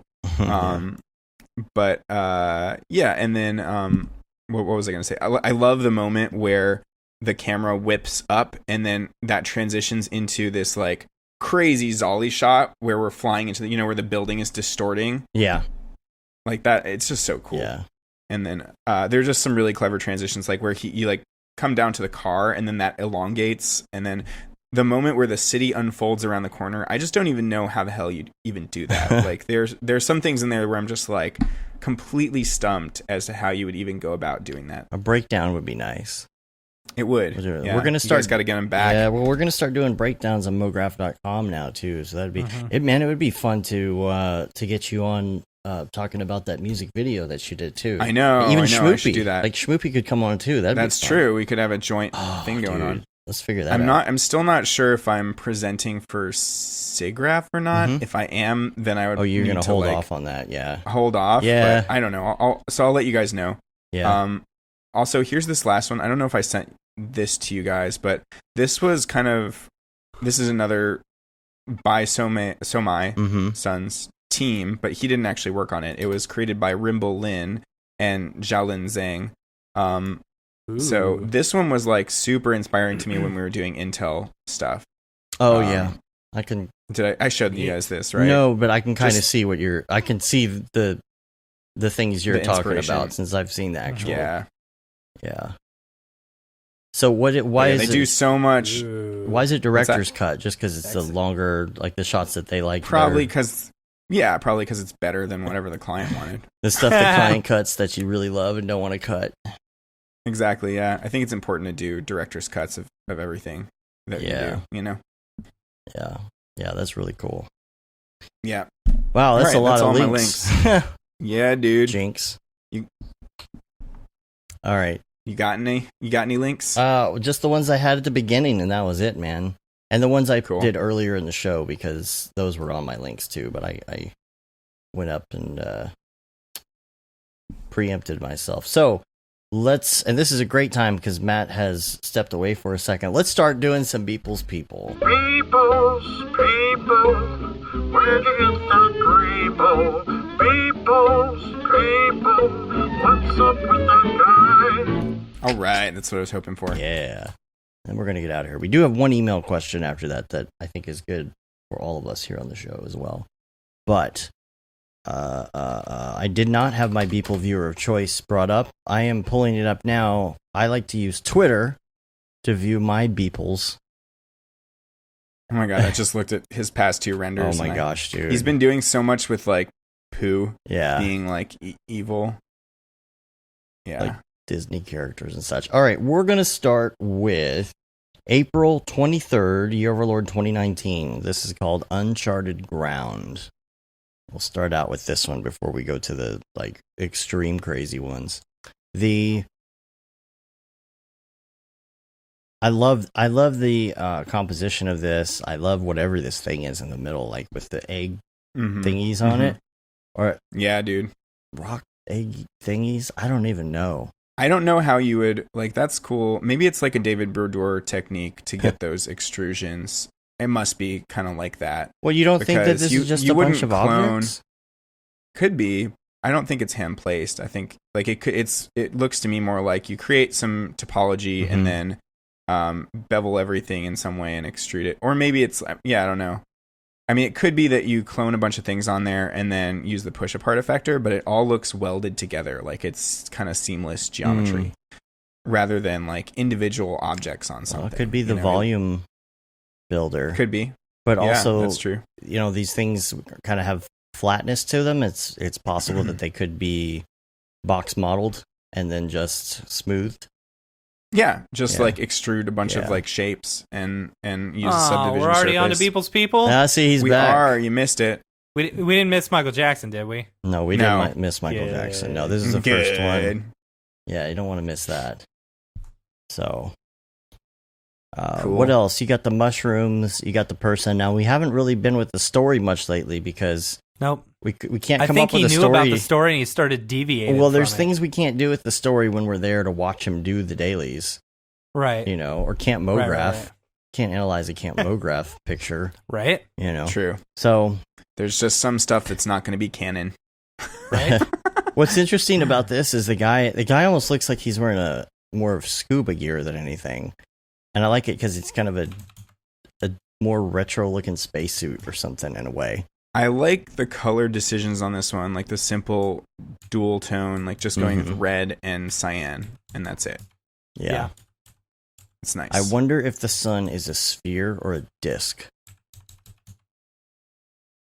Oh, do we really care? I mean, the flat earthers are going to care, but right, you know. Totally. And then the plants are pretty cool. I'm guessing that's grass, just standard, just grass on the bottom. But yeah, the one thing watching people at NAB really convinced me I need to do is get all of my 3D assets into the content browser. Right. Yeah. That was like one of the biggest things. Yeah. That's hard to do, man, when you have stuff all over the place, so you're unsyncing stuff because you don't have room on your computer. I've got it pretty well organized. Like all 3 of my computers have all the same stuff on Dropbox. Like my mega assets library is pretty set. It's just a matter of getting those links into. Now, when you pull it into the content browser, does it duplicate those assets or does it just link to them? Do you know? Well, I think a lot of people move them into specific folders in there, but I think you could. I mean, yeah, you can use a content browser to like look at just regular folders. So right, that's what I'm trying to say. Is like I just need to move the links to those folders into the content browser because I think that's what's so genius about what he's doing is like the content browser is really good for viewing at a glance what assets you have to play with and what they look like. I wonder if you could link to. I wonder if you could link to shortcuts. You know, like if you could do a folder and it shortcuts to a whole bunch of other things, if it would pick all that up correctly. You know, right. It would be really nice if the content browser could just take the master folder and look through and find all of the C40 or FBX assets and just populate those as images. Like that's what that would be really helpful. Elbow, nudge, nudge. Elbow. Yeah. All right, let's go to the next one. This is going to be April 24th. This is called Michael Jackson AI Host Womb. And this is the best. I love this one. This is the absolute so messed up. best. Everyone's like, why would you make this? Why wouldn't you make this? This is Michael Jackson's dream to have a young child inside A young him. child. Oh, dear. Feeding off of his it's usually breastises. the other way around. Oh, man. But, oh, that's messed up. What you just said.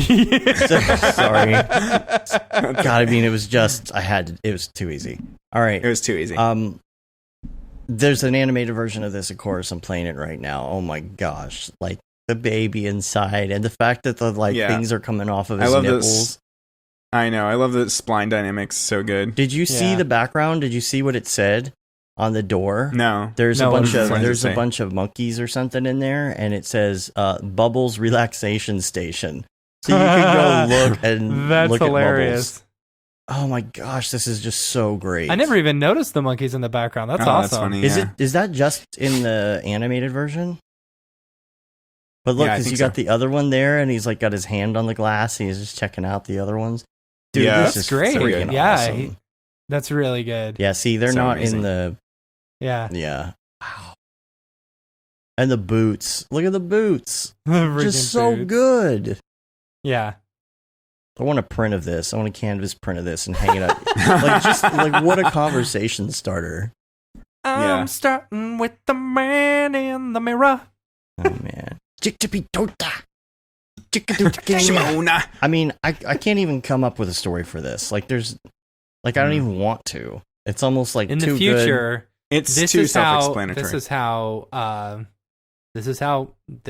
how babies are made in the Michael Jackson incubator by Big Beeple's people. But this is a big baby. This is not a. Oh, that's true. Oh, that's true. Yeah, and what kind of baby is it gonna be? Maybe this is one of the many ways that they tried to make the Big Beeple people. Yeah, this is clearly a birthing center.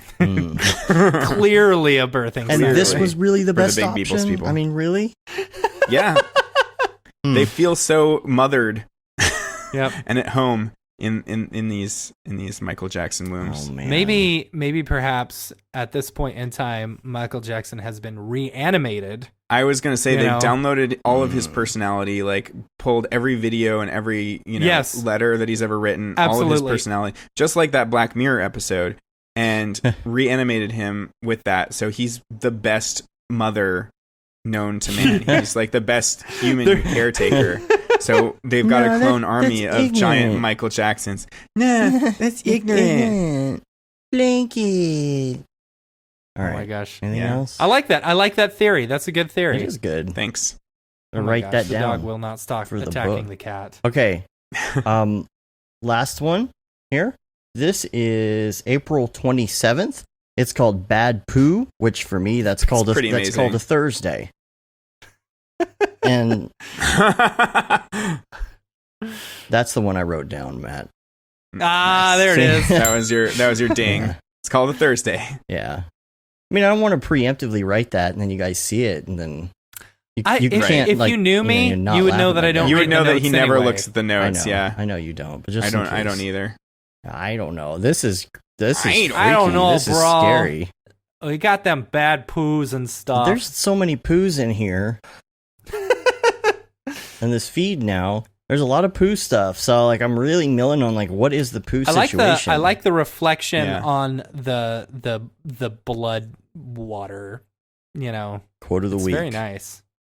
Quote of the Yeah, week. it's So pretty is beautiful. Pooh like evil or is he in like a pit? Is he dead? Is this like a head? he's murdered all these people and eaten them all.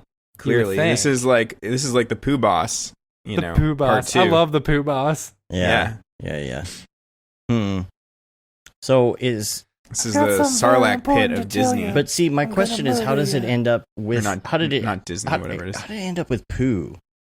Like how did it end up as Pooh or a Pooh helmet or head? Or, I don't know.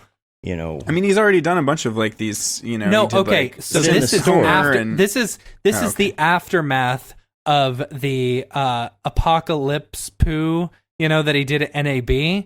This is the bloodbath that he has created because of he's the apocalypse poo. done. I got you. Apocalypse. Yes. Apocalypse. Apocalypse. Yeah, and I love that he Now. totally misspelled it. It's just Oh, did like, he? man, whatever. Yeah. We're great. trying Yeah. to tell him how to spell it correctly, and he's like, I don't care. And just hits You're right. enter. There have been a lot of poos lately. There was like the Yeah. Trojan poo as well. Yeah. Mm-hmm. Mm-hmm. All right, now real quick before we're done. Yep. Did you guys talk about Night Stream from April 18th I don't know. or Wait. Banana Republic from April 19th? No. Last week, I mean. I haven't don't think heard last so. week's show. Okay, so Night You got a Stream link is in the unique. dingus? No, I'm saying it's a render. It's from April 18th. Just scroll down. Oh, I'm sorry. I thought you were talking about like a name of a software or something. No, sorry. I'm talking about 18th. his renders. Did we talk about Oh. You know what? I don't think we had a chance to talk about this because I don't think we did Beeple's People last week. All right. But Well, yes, this this is great. Let's do these two Ooh, because pretty. this one he actually did a live stream.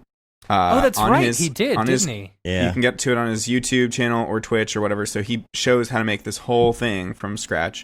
He does tons of kit bashing, just adding parts to this thing. It's really cool to watch. I was super stoked and hoping he would do this with all of his dailies, or maybe he could start a Patreon and make bank, by like streaming at least several of his dailies every week. Mhm. He's already doing them, and we all Might as want well. to like learn his techniques, Yeah. Especially for these more complex dailies. There's a lot of stuff that, I would learn personally and also would decrease the barrier of intimidation towards doing dailies Yeah. by Yeah. seeing him do this. Like there aren't a lot of people that I would want to watch doing their dailies other than people, Yeah. What I really liked about this one that I noticed was the way that he did the glare of the lights. And it's like, it's lens flare-y, but it's also kind of like painted blur looking. I don't know how to describe it. The purple haze around the blue lights is really different and cool. Totally. Yeah, I'm singing it too, Matt.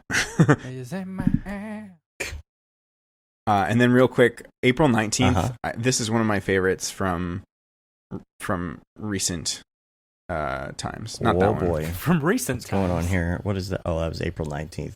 Banana Republic. Oh. Yeah, this one's just, Oh, I yeah. love the I didn't even see composition and this lighting one. on this. Yeah. I missed that. So good. I don't And think he used one of those like filters from that one, filter Whatever plugin site or that is, whatever. yeah. I honestly, I don't like it as much when it's all painterly and Yeah. kind of turns to mush. Like, Yeah. I like this more when you can see more. Yeah. The background's yeah, like this that one- a little, but that's fine.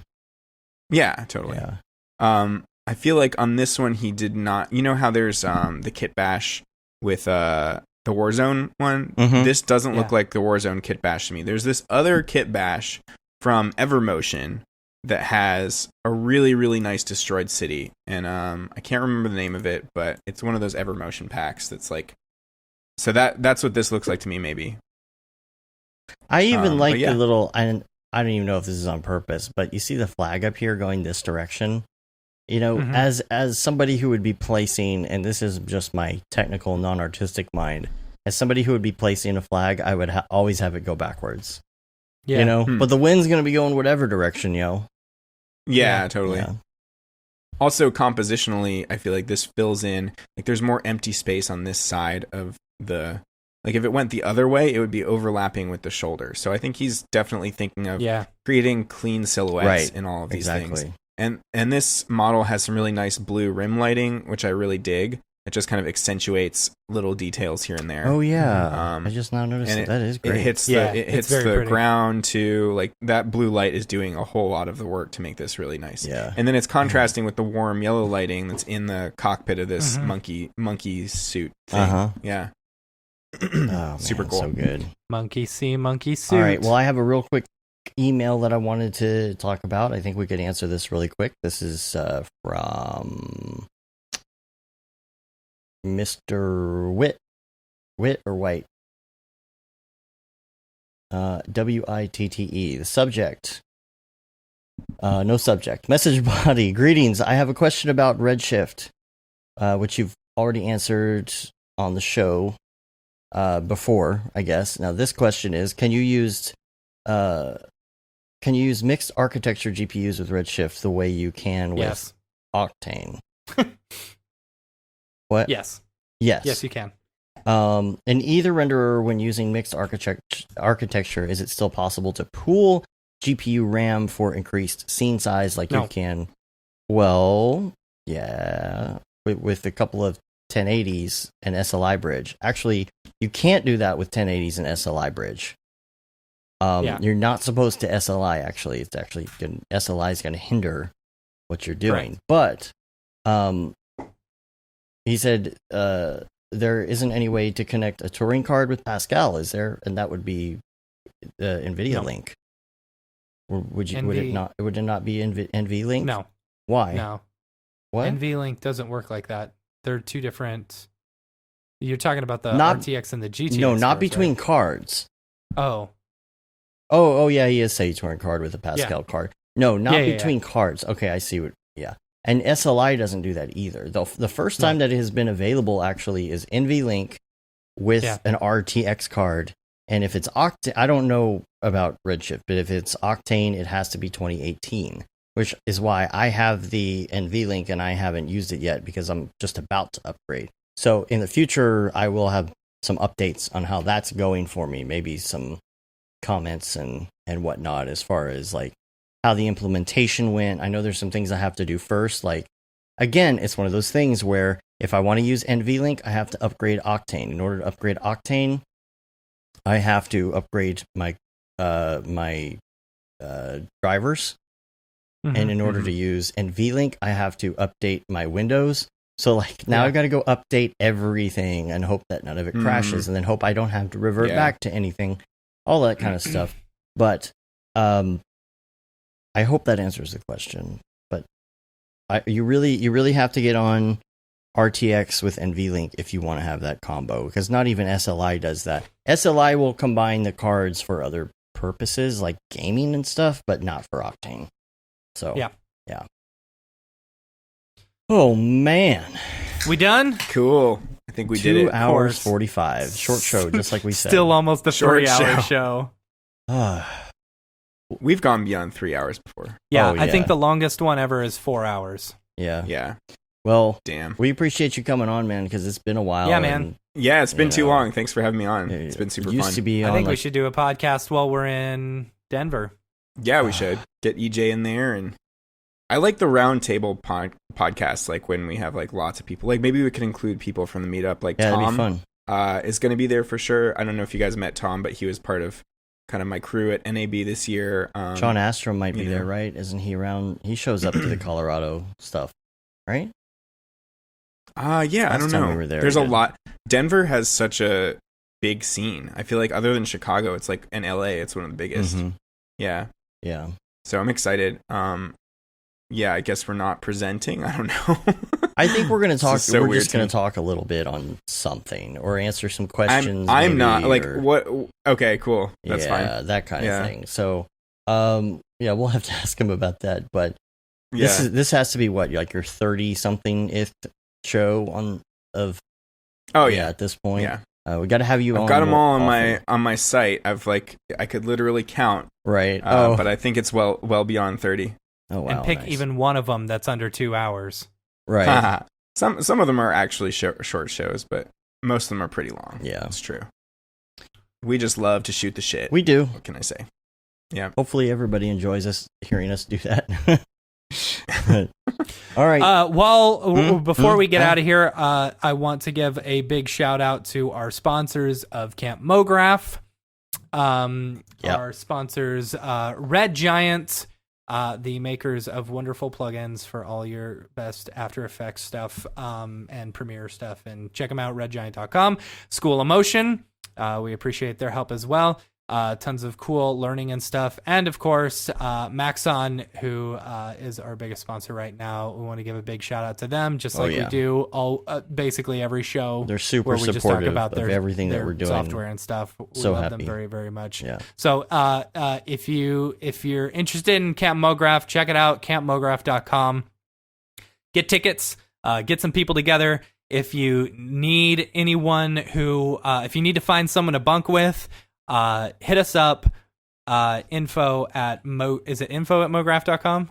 Is that our email address? That's the email for that, yeah. But we have a Mograph just hit us address up. for We'll that. give you an invite to the sorry, Slack. we have a Camp Mograph address for that too. Right. It doesn't matter. Either hit us up here and we'll give you an invite to the Slack channel. You can get on the events channel and find some people to bunk with. Yeah. So super excited, and sign up for the newsletter for Camp Mograph. We got some new stuff to be announced here soon. Yeah. So Sweet. You guys are doing such a good job at the viral marketing thanks. campaign for Camp Mograph, and I'm super excited to go. I think it's going to be unique and unlike any other motion graphics event. Yes. In a good way. I'm very excited to put out some of the other wacky videos that I've got in the pipeline as well for everybody to enjoy. So, Totally. It's going to be awesome. all right, well, we're going to get out of here. You can rate us on iTunes, leave a review. You can also subscribe to us on your podcatcher of choice. Subscribe to us on all the other platforms too, Instagram and YouTube and all the stuff and things. And make sure that you subscribe to the new Mograph.com versions of those. If you're on the old stuff, pretty soon you're not going to get any updates anymore to anything. So make sure you do that now. Call now. Do it now. Do it now. Sunday. So you can sign up for our newsletter on the site as well. You can say you've been there, done that, got the t-shirt with the Mograph, the Mograph logo tee. See, I got to get it into my new... That's hard. new- Yeah, it's like the no Mograph, no Mograph. Yeah, no tee. Mograph, no Mograph. Well, obviously. And the Paul Babb limited edition.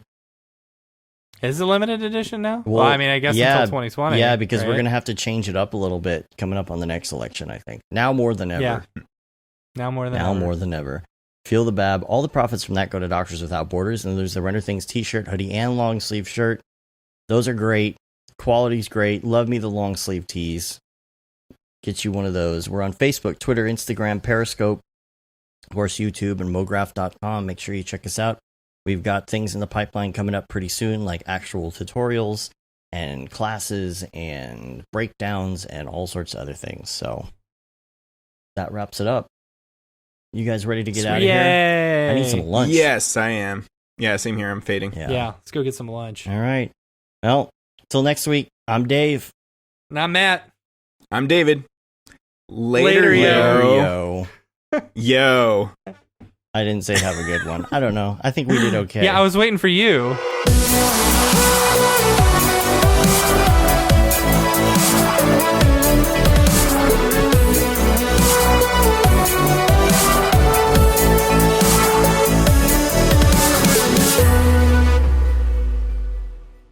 It's pretty good, I guess.